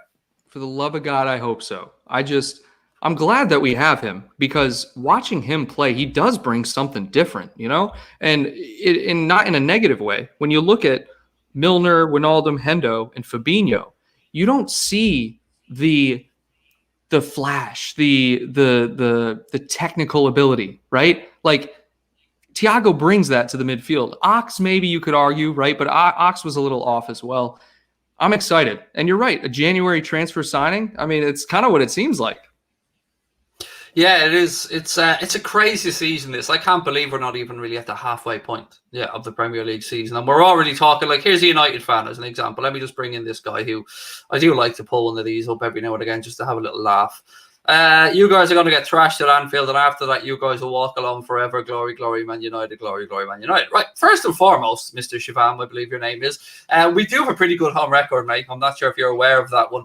Your home performance last night against your arch rivals, or one of your arch rivals, wasn't really anything to write home about. Playing like that at Anfield, mate, and you're leaving with nothing other than a spanking. We'll also start having a conversation around the managers in that Ole Gunnar Solskjaer hasn't got a Scooby-Doo when it comes to tactics. United had I covered the game with Jack Gill last night over in Mundo Sporto. And in that first 45 minutes, United had their chance because you could see Guardiola on the sidelines. He was losing his shit because his players weren't doing as he asked them to do. United didn't take a chance in the first half.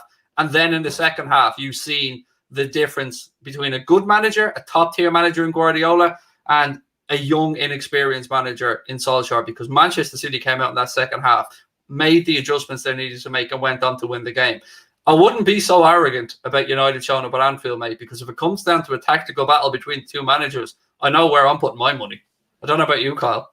Well, I would 100%. If I had to choose tactically, I'd go with Klopp. Another thing I want to say, you brought up our home form is pretty incredible. United, all their losses in the Premier League are at home. Like, they're not good at home. I think the game's at Anfield, though. So, really, the odds are in our favor. And I'm not going to, predict the game. All I want to say is that, yeah, United have had some good results recently, and somehow they find themselves near the top of the table, okay?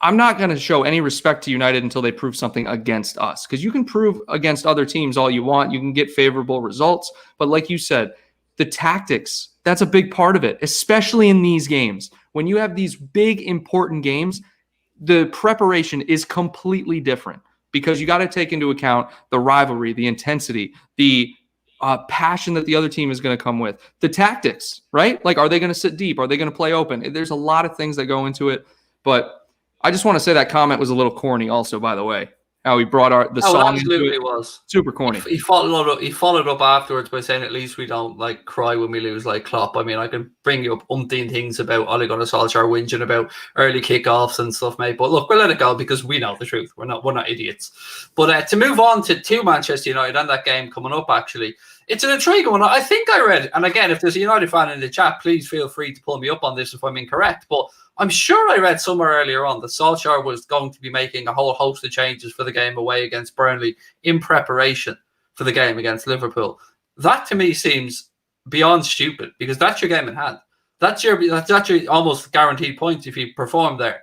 I know it's almost a 6-pointer at Anfield to some extent, but if you come there off the back of not getting a win against Burnley, I think that's just, again, silly management. And again, I'm happy to be corrected if I picked that up wrong, but I'm sure I read that somewhere earlier on today.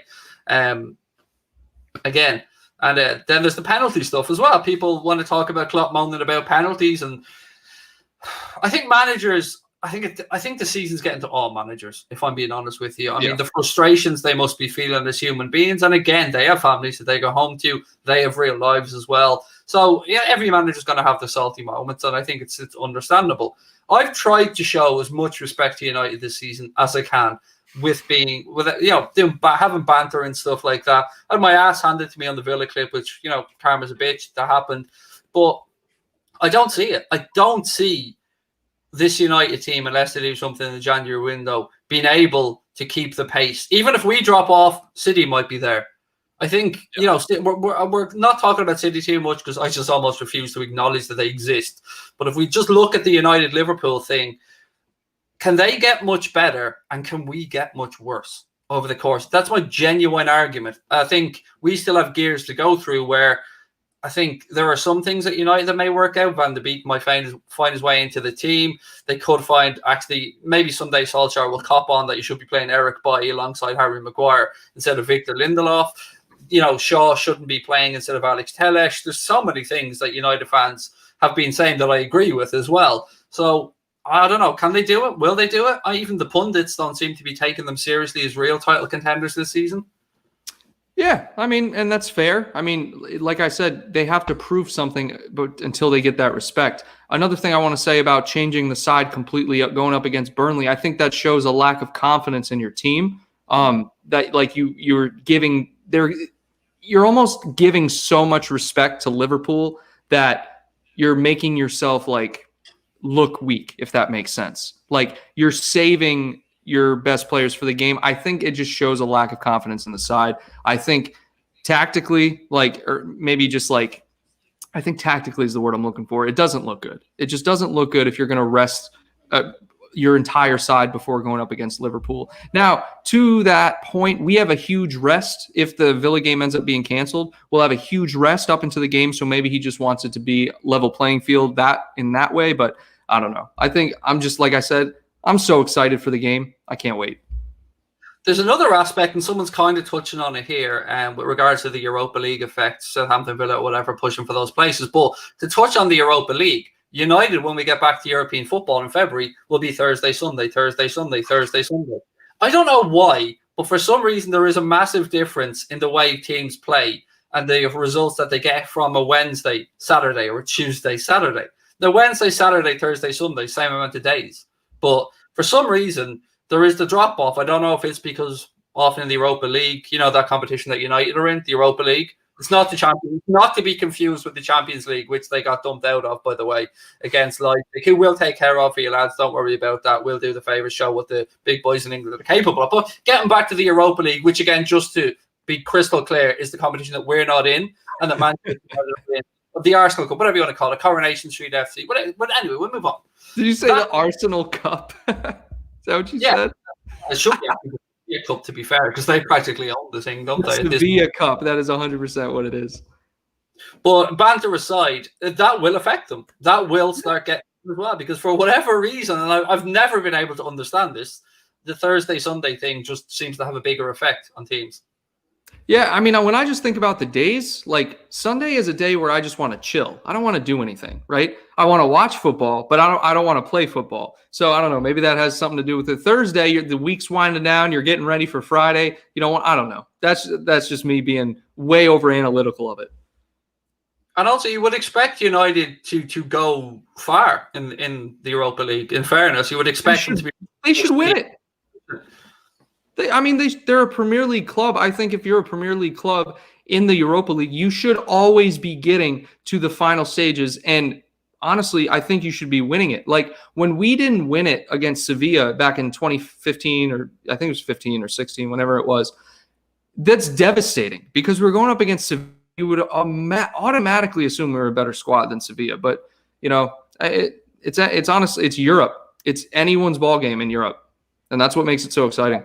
I respect this level of banter, by the way. Well played. He said, we'll be off to the league on Tuesday. Come on, United. Look, I love that. Well, you're all welcome in to have a pop like that. Keep your comments and your banter coming. Anything like that's absolutely sound. We just ask you to be a bit respectful to everybody else in the chat as well, because we love this. And as Carl said in response, WFM, everybody, just WFM. You either know what WFM is or you don't, so I'm not even going to explain that.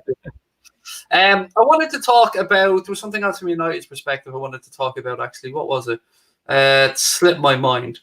There's a bunch of stuff going around about Donny van de Beek right now, and I haven't looked into it, but there's something going on around him, and I'm not sure what it is. Either he's getting playing time, someone told him to pack his bags, I don't know, something like that. From what I can gather from chatting with some United fans, Ollie doesn't see him as his signing. He sees him as the club almost forcing the player onto him. I can understand if that is the case, but you've still got a very good footballer there. I mean, Donny van de Beek, wanted by Real Madrid, was very close last summer to that deal happening. Only for, like we touched on earlier on, they couldn't get the money together. And I think, I'll tell you what I am. Be really honest now that Pochettino's got the PSG. I can put my cards on the table. I was shitting myself that United were going to get Pochettino as a manager. I was so worried that was going to be the case, because that would have worried me. I agree with you 100% because they just haven't found the right manager. Their problem is the manager, honestly. Like any team can be turned around with a good manager. Look at Liverpool, perfect example. So you're right. Now PSG are a serious threat in Europe.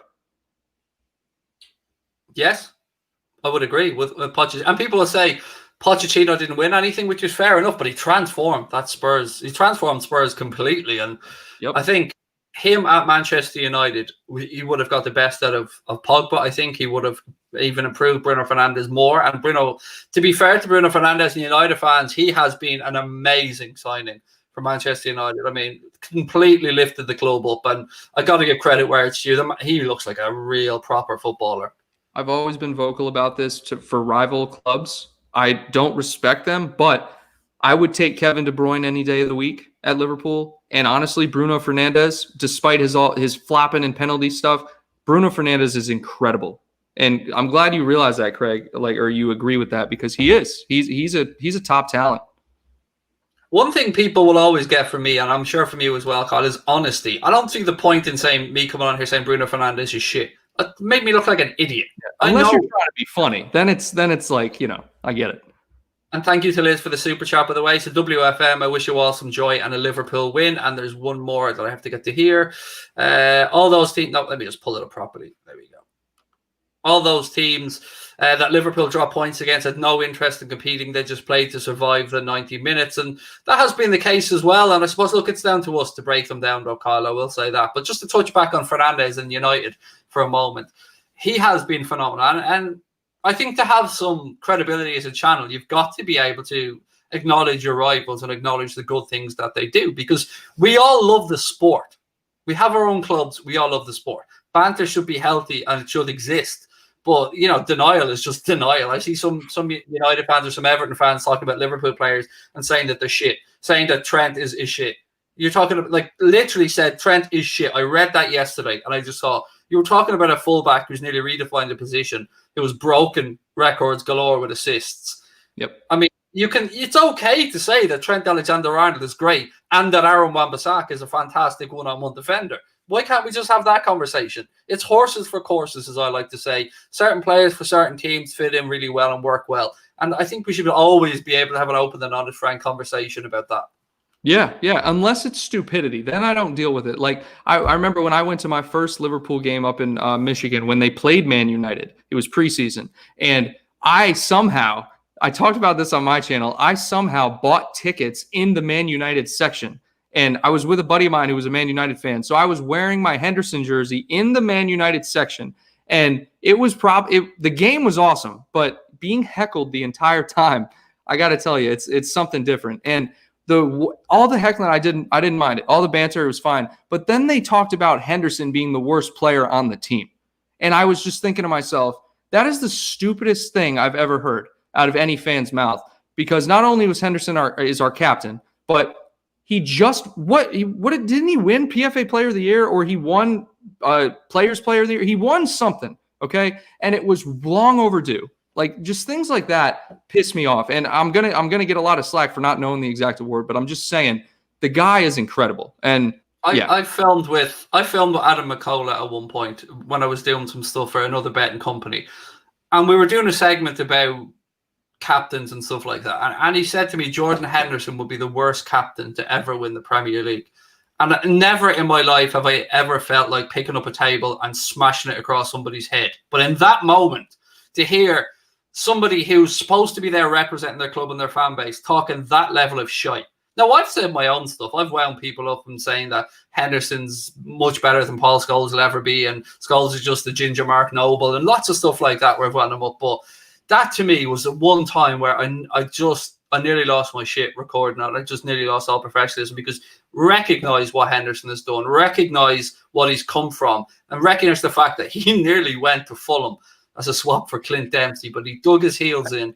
And Jordan Henderson to me is everything I would want in a Liverpool captain. So to disrespect the man, to say that he would be the worst captain to ever lift the Premier League title, I just thought was a ridiculous comment from somebody who, quite frankly, should know better, and somebody who, look, I think is, I'm going to be quite frank, but this is shit pundit, a shit commentator when it comes to stuff. Anyway, I'm Mark Aldridge all the way on that stuff, man. I'm team Mark 100% on that side. Yeah, the disrespect towards a captain who's won the European Cup, and now I'm saying European Cup now, so that's good. European Cup, he's won the Premier League with Liverpool. Look at the shoes he had to fill. You know what I mean? Like, he's coming in and filling Steven Gerrard's shoes, right? And to be fair, he's not better in my opinion, obviously, but he's accomplished club-wise. I mean, he won the Premier League. Gerrard didn't win the Premier League. I mean, there's just so many things that go into this, and I'm not trying to start a debate at who's better, a better captain. I'm just saying, Jordan Henderson, give the man the respect he deserves, because you're captaining one of the best, in my opinion, the best club to captain in the entire world. Like, the weight that's on that guy's shoulders and the ability to come out. If one thing I will say, and this is the last thing I'll say about it, the one advantage of this virus and no fans, when you play without the sound on, like when they don't put the artificial fans in there, you're able to listen to the players talking. Henderson doesn't shut up when he's on the field, and I love that. He is screaming at everybody, and that is like, that's not easy. Like, to scream at people. I mean, God, man, just give the man his respect. I want to pull this up. There was a comment here from a United fan that I just want to find. And again, I'm always losing the comments, so I don't like using StreamYard too much. Where is this one going? I'll take responsibility for Craig using StreamYard, everyone. He said, thought I liked this guy, and he just spoke about Scholes like that. So that little clip of me talking about Scholes has become a little bit infamous between the United fan base, and rightly so. Let me explain the scenario, because I've never thought this through before. So when you go to film for one of these segments, you're given in advance an agenda of topics they want to talk about, and you're asked to, come up with things to talk about. And my talking point originally for that whole conversation was that I didn't think that Scholes belonged in the Gerrard Lampard debate. I thought that they were a little tier above, and that Scholes was there with some other excellent midfielders who played for United in the Premier League, Vieira, Keane, the likes of that as well. I just thought he didn't belong in that Gerrard Scholes debate.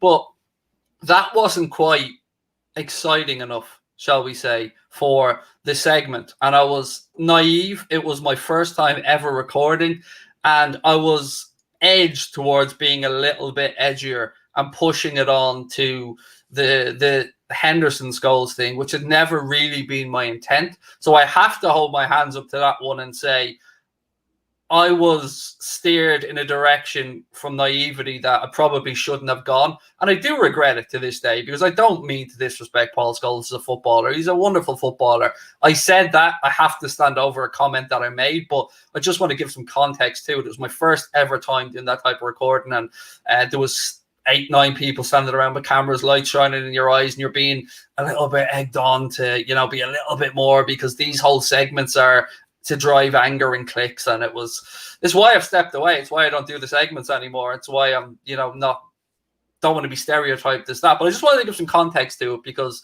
it is it's very easy to be. And again, not to say I was manipulated, but I was egged on, and I was still naive and a little bit wet behind the ears to this whole industry. So I just want to get that out there to United fans who might not know the whole thing around that, because it went out there as me calling him the Ginger Mark Noble. Now that was banned. That was just me taking the piss completely. I mean, come on, surely everybody would recognize that. But yeah, it just started as me really just wanting to talk about the Gerrard Henderson Scholes conversation, and it just went from there. But that's just my explanation of that for just people who don't understand. Is Grealish playing tomorrow? Kate said. I suppose the big question is anybody playing tomorrow? Is anybody playing, Kyle? We still don't know. We've seen an update from the FA earlier on and from Aston Villa. We know that their training ground has been closed for those coming in a little bit late. And we don't know if the game's going ahead or not. We're going to get an update. They're retesting more people tomorrow. It hasn't been called off as of yet, but my gut feeling is it won't go ahead. That's just a gut feeling. Connor thinks differently. Connor thinks it will go ahead and they'll play a younger team. Derby County, as an example, Wayne Rooney's going to be sending out an under-18, under-23 team to play their FA Cup team or tie. Now, they're playing a non-league or a much lower division side, so I suppose it's probably far easier for him to go and do that. But what's your take on this? What would you like to see done around the Villa game tomorrow? Do you think it should be played? Yeah, I mean, and I touched on it earlier, like it's a cup game, and it's not uncommon for games to be rescheduled due to success in other competitions or whatever, conflicts.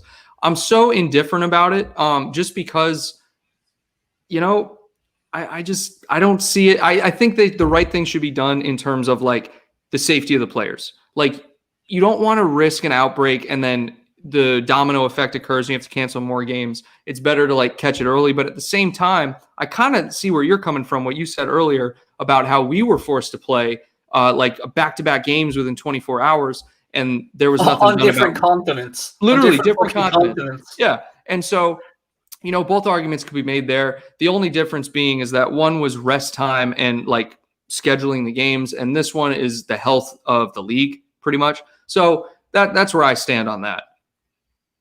There's a comment came in here that I actually wanted to bring up, Stephen. So thank you for the super chat as always, buddy. But thank you for bringing this to my attention. Hi, lads. Hope you're keeping well. Just want to know, after Liverpool matches, will there be an opportunity for us to phone in?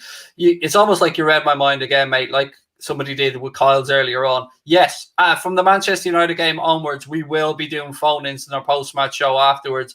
We will be able to take people on. This is kind of a test, what we're doing here with Kyle now, to make sure that we're able to run their tech properly. So yes, absolutely, mate. Something we've been wanting to do for a long time. And I think originally we're going to keep it to members of Anfield Agenda FC, so people who are signed up to be members of our channels on YouTube, because we know them a little bit more. We have the Discord group and stuff. So if you want to be involved in our post-match phone-ins at the start, please do just become a member, join Anfield Agenda FC, and you'll get all the emojis in the Discord group and stuff as well. But it's just for our own, I suppose, peace of mind, Kyle, at the start. You're going to get people ringing in at some point. And by the way, we're going to get opposition fans calling in as well, but I'm fully expecting, you're a nonce. You're a baltois. I'm fully expecting that about 50 times as well during phone-ins at some point. Yeah, I was thinking about that the other night too, because eventually I want to do that on our talk show on Sundays as well. And I was thinking to myself, I wonder if I should just do it for channel members. Just same exact reason. So I completely understand where you're coming from. And again, Kyle is, for those who aren't aware, there's a link there to subscribe to Kyle's channel. Kyle's Nothing But Reds. Himself and Steve do great work. They're going to be doing a show every week, Sundays, 3:30 p.m. our time. Usually Kyle, yourself and Steve are coming across to the Nothing But Reds agenda. And something that I loved actually recently was your show kind of schedule collided with a fixture. So you guys got to do the team news announcement show, which I thought was brilliant. It was the first time we've ever done one of those. And I can tell you from the people, the comments we've all received, from the views, people love what you guys and Steve do as well. So please do go over. Lee Chappie's in the chat there as well. Lee's going to be part of the Mundo Sporto team moving forward. There's just so much great content coming out from yourselves, from all the fan channels, man. It's just a great time to be involved in fan content. It really is. Really a great time. And the channel analytics speak to that too. I mean, I love YouTube just as much as I love creating content for YouTube. And it really is. It's just a great time to be involved. You know what I mean? Like the Premier League, despite what is going on with the virus and everything, the Premier League is just amazing. It's so fun to be a part of. I'll tell you one thing that we do as well, and I know Kyle thinks the same, and I've spoken to Mark about this and others, is we take seriously the community aspect of what we do. So one of the reasons, if I'm being hand on heart here, I wanted to do a 2-hour stream tonight was I kind of said it was just because I missed you guys. It's not. It's because we're in a shit place in the world right now. Craig doesn't miss you guys. I hate you all. No, the real reason is because the social side of it. I understand that there are people out there who this could be their only interaction with people in a day because, you know, they're isolated at home, they can't work, they can't visit loved ones. Yep. And the social side of what we do, it's not lost on us as YouTubers. It's the reason why we are interactive. It's the reason why we talk about a community. It means a lot to us. And we are aware that, you know, this could be people's only contact with other people throughout the day. Yeah, no, you touched on everything perfectly. I mean, the community aspect of YouTube, I kind of underestimated it first, but it's an awesome thing. I mean, YouTube is a community. It's not just a place to come and watch videos and comment, you know, it's just as much as a social media site as Twitter, as Instagram, as anything else. And the support that I get, and I know, Craig, you can attest to this as well, it's amazing. Like the relationships you build, just speaking with other fans from around the world, it's something that I severely underestimated, and I'm glad that I'm a part of it now. And it's just great. It's only going to get better. Philip Hunt, welcome. He's our newest member to the channel. Thank you very much, buddy. Yeah, one thing, people often come in and thank us for doing the streams or whatever. I mean, I can tell you hands down, whatever we've given out, I think I've taken back 10 times more from the love and the knowledge that people are giving me in the chat, man. This is definitely a two-way street. People see us doing this, but you know what you guys give to us. I mean, our subscribers, I think, are genuinely some of the best in football YouTube because they're respectful. We boot out so many. We could probably have another 15,000 subscribers, but we don't want people coming in being assholes because, again, this is the community aspect. I understand that there are people from every age range in the chat. Now, I'm not going to apologize for swearing because I wouldn't be me if I didn't swear, but I do appreciate the fact that I like to look out if I know of a younger viewer in the chat. I like to keep an eye on the chat to make sure nobody's having a pop at that younger viewer because I'm a parent myself. So there is all this side to it as well as all the banter. And my God, it's a tightrope to walk at times, Kyle. It is. And, you know, there is a learning curve at first. You know what I mean? Sometimes it just depends on the content of the day or like what we're feeling. Like sometimes I'll swear, sometimes I won't. And I mean, everyone, it has its place. I mean, and everyone's entitled to watch what they want. Like if you don't enjoy the swearing, you can leave. And just like you said, you've blocked a bunch of people for coming in and just talking nonsense. I mean, it's just everything about it is just awesome. I mean, honestly, even the negative stuff, it's just awesome. Everything about it. Now we're going to really switch the pace up with this comment. Now it's time to get sexy, ladies and gentlemen, because Anfield Hub wants to know what our thoughts are about Mbappe 2021. Now, let me just get started on this one. Choo-choo! I'm fully on board this train. I am. I don't want to let myself get on there, but I'm clinging. I'm clinging onto the back of this train as it's gone along the tracks. And there's so much I want to talk about here. And again, I'm so glad I have an American on for part of what I want to talk about here because we've seen LeBron and Kylian Mbappe swap Avies. We've seen the whole stuff about, you know, will Nike maybe help ease the way for Mbappe to come to Liverpool? But I wanted to talk about the Jerry Cardinal, Billy Bean, Red Corp acquisition and their potential 25% stake that they could take in FSG and what a cash injection that could be for the club and direction that could take the club in. So let's start with the Mbappe thing first. I've always thought it was unrealistic, but I'm letting myself be dragged back in, mate. I'm not going to lie. I'm dreaming again. I mean, how can you not dream? I mean, honestly, like if you watch Mbappe play and then you think to yourself, imagine if that guy was on Liverpool. I mean, it's honestly, you're just like, you're dreaming. That's what it is. And I'm on the same page as you. I've been very vocal about like, I think it's not going to happen. It's just too much money. But then you take into account all the rumors that are flying around. You have the rumors that Salah leaves. There's your funding for it right there. Virtually, you could see it working out perfectly where a player leaves and then you bring in a player for the same price. And some would argue probably Mbappe is worth more because of his age, not production, but purely because of his age.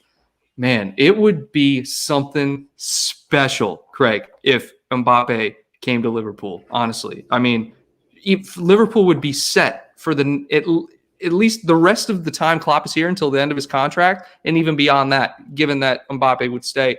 He's just an amazing talent. Now, if we look at this from a business perspective, right? So yes, the wages are going to be a stumbling block no matter what happens. But let's look at this. He's 22 years of age. He'll have 1 year left on his contract. The talk is around 100 million quid to get the player. Now, look, his real value, if he had a 4-year contract behind him, is probably 2.5 times that minimum. Yeah. So if you talk about FSG and their business model, this to me rings every bell. Absolutely. Just wages aside, just as a player that can come in, play for 4 or 5 years and still go on for a monster fee, he will probably, if we kept him for 5 years, he'd be around Neymar's age. Yep. When he was going to move on. It ticks every box for me. It does. It does.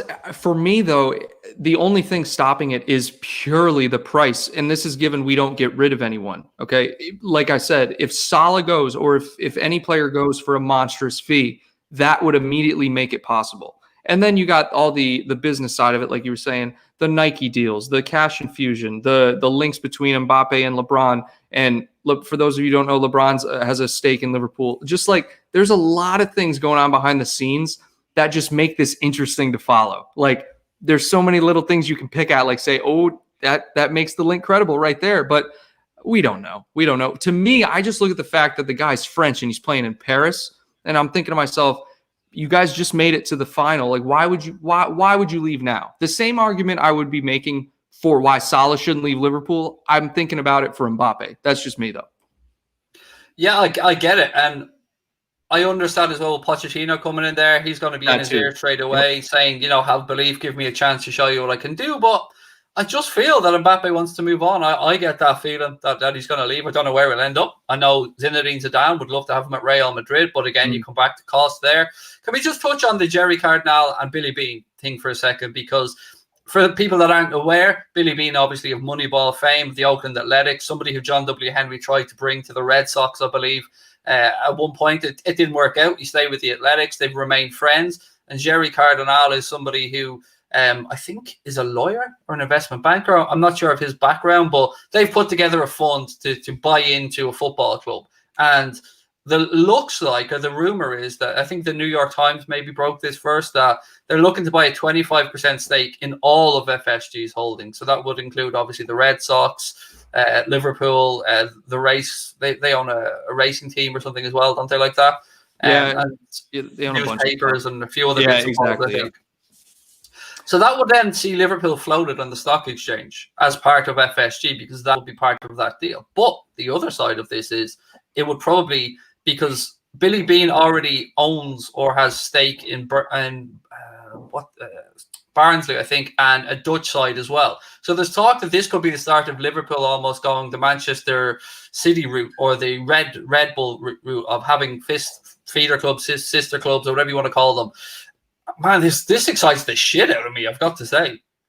It is very exciting to think about it in that way, like how Liverpool could literally build an empire. Where I struggle with this is more of a pride thing, because I've been very vocal about the fact that I don't like how Man City's business model works. Like, I don't like how you have feeder clubs and it's just all about money. It's monetarily driven, but at the same time, when the shoe's on the other foot and it's talking about your club, it's like, ooh, this could be a game changer, literally a game changer for Liverpool. Like, even though we are already incredible, like FSG have just transformed this club into a world superpower, this is just a different level, because on the field we're performing, but behind the scenes, maybe we don't have the power that the other clubs have. This would completely take that out of the question, and we would have power on the field and off the field. It's very interesting, Craig.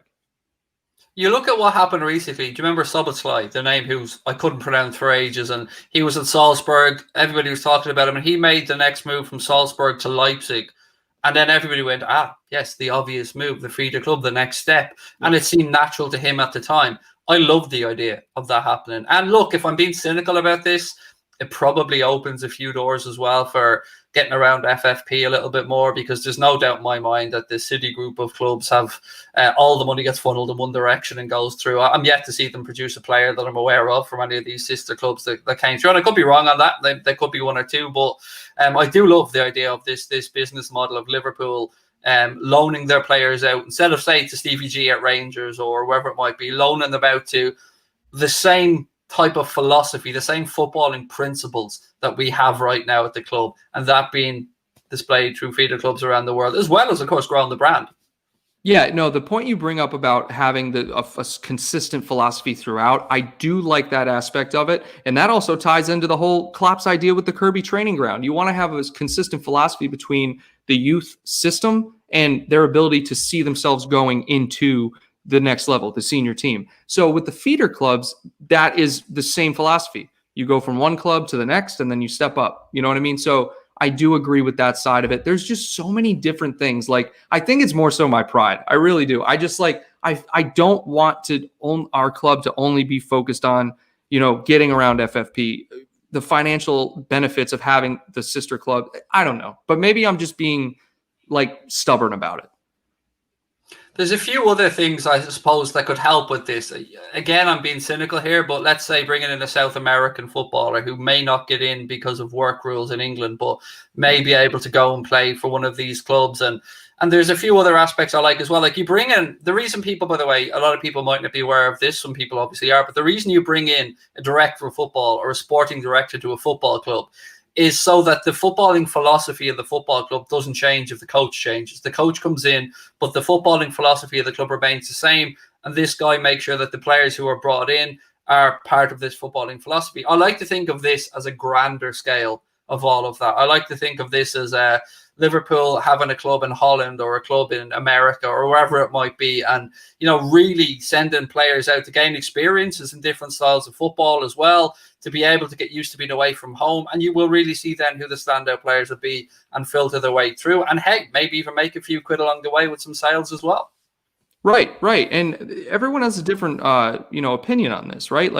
Loaning players out to different clubs, like you said, gaining experience. Experience is priceless. I mean, I think it really helps you develop as a player, which is why the whole loan system exists. But then you look at Chelsea, who are just a loan machine. They own all these players, or at least they have been in the past. And they have it seems like they have hundreds of players, and they just loan them out all the time, and they don't bring them through the system. They end up selling them on. And I don't know. I just have a lot of mixed thoughts on this. But to be fair, and I agree with you, there are a lot of positives that could come of this. And granted, it's only a 25% stake. So technically, we wouldn't lose control, or the owners wouldn't lose control. It would just be a financial backing, and it would give us the funds to do what the more progressive, I guess you could say, groups are doing.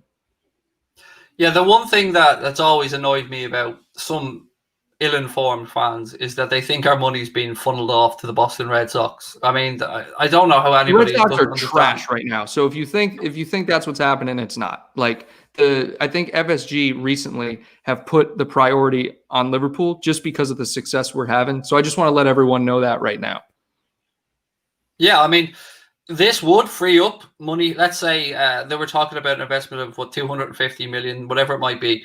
That would be FSGs to do with that they please. If they want to take that as a dividends and walk away and put some money in their bank accounts, fair enough. If they want to invest some of that in the Red Sox, some of that in Liverpool, that is their will to do. And one thing I want to say about the main stand, or excuse me, the Annie Road end, is that money's been already put away for ages in escrow, by the way. Liverpool have had that money tucked away, ready to go for the new main stand. And as soon as we get back to normality, we'll see some further movement on that one. And look, when I look at when they came in as owners to where we are now, have they made mistakes? Yes. But anybody coming into a new sport, if they have a background in running franchises and clubs, yes, 100%. But coming into football, I think, they may have placed their faith in the wrong people with the Kaboli and stuff at the start. But I see them as owners who have given us a fantastic new training ground that our manager wanted. They've given us a fantastic new main stand, doing the Annie Road end, improved the area around Anfield. They've done so many good things for the club that, I mean, to where we are now, from where we were with nearly being, put into bankruptcy night and day.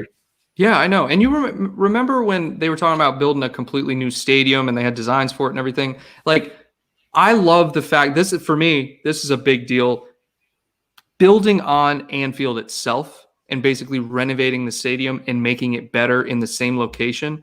I think that is the best decision that the club made, because the history, the passion at the stadium, one of the best stadiums, most loved stadiums in the world, that goes into the culture of the club. And keeping the culture throughout transitions of owners. And to be fair, there was a big learning curve. When you're an American owner coming over to a foreign sport, there's a huge learning curve. So, particularly, by the way, when you're replacing American owners that are very much hated at the time. Right, and exactly. So you don't have the support. You have to earn the support of the fans. And I think they've done everything necessary to that. And I think most people would agree. Yeah, and the thing that always got me is the people that were salty about the fact that maybe they'll walk away with a nice amount of profit at the end. Well, look, you buy a house, business. You throw an extension on that house, you do up the back garden, and then 20 years later you decide, you need to downsize or move on your family and you make a profit.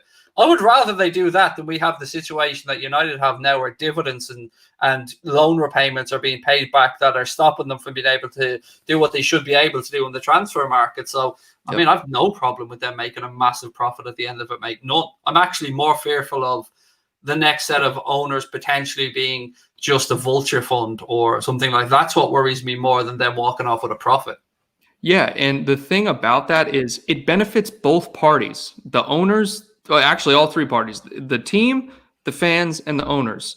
For the owners to invest in the club and make money because it just shows progress. Like, what good would it be if they're not worried about making a profit and they're just worried about being level? Like, that doesn't make it. To me, that argument is just invalid because as an owner, you want to, like you said, invest in the club, increase the value of the club. That draws more sponsorships. That draws more better players. Then you get the right coach with Jurgen Klopp. That increases the credibility of the club. It cements the culture. I mean, it's just a domino effect from the top down. And I think they've done everything perfectly.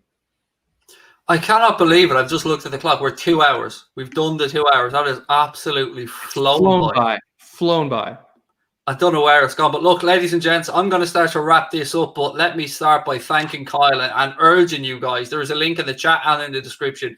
Get over to Nothing But Reds. Give those guys a follow. You'll see more of Kyle and Steve on here as well. We'll probably drag your ass into Mundo Sporto at some point, mate, for some stuff on there as well. But I hope that you've enjoyed this, folks, as much as I have. It's been, I can't believe 2 hours have gone, Kyle. I really have. And I didn't call you Steve once this time. I'm a hero, basically.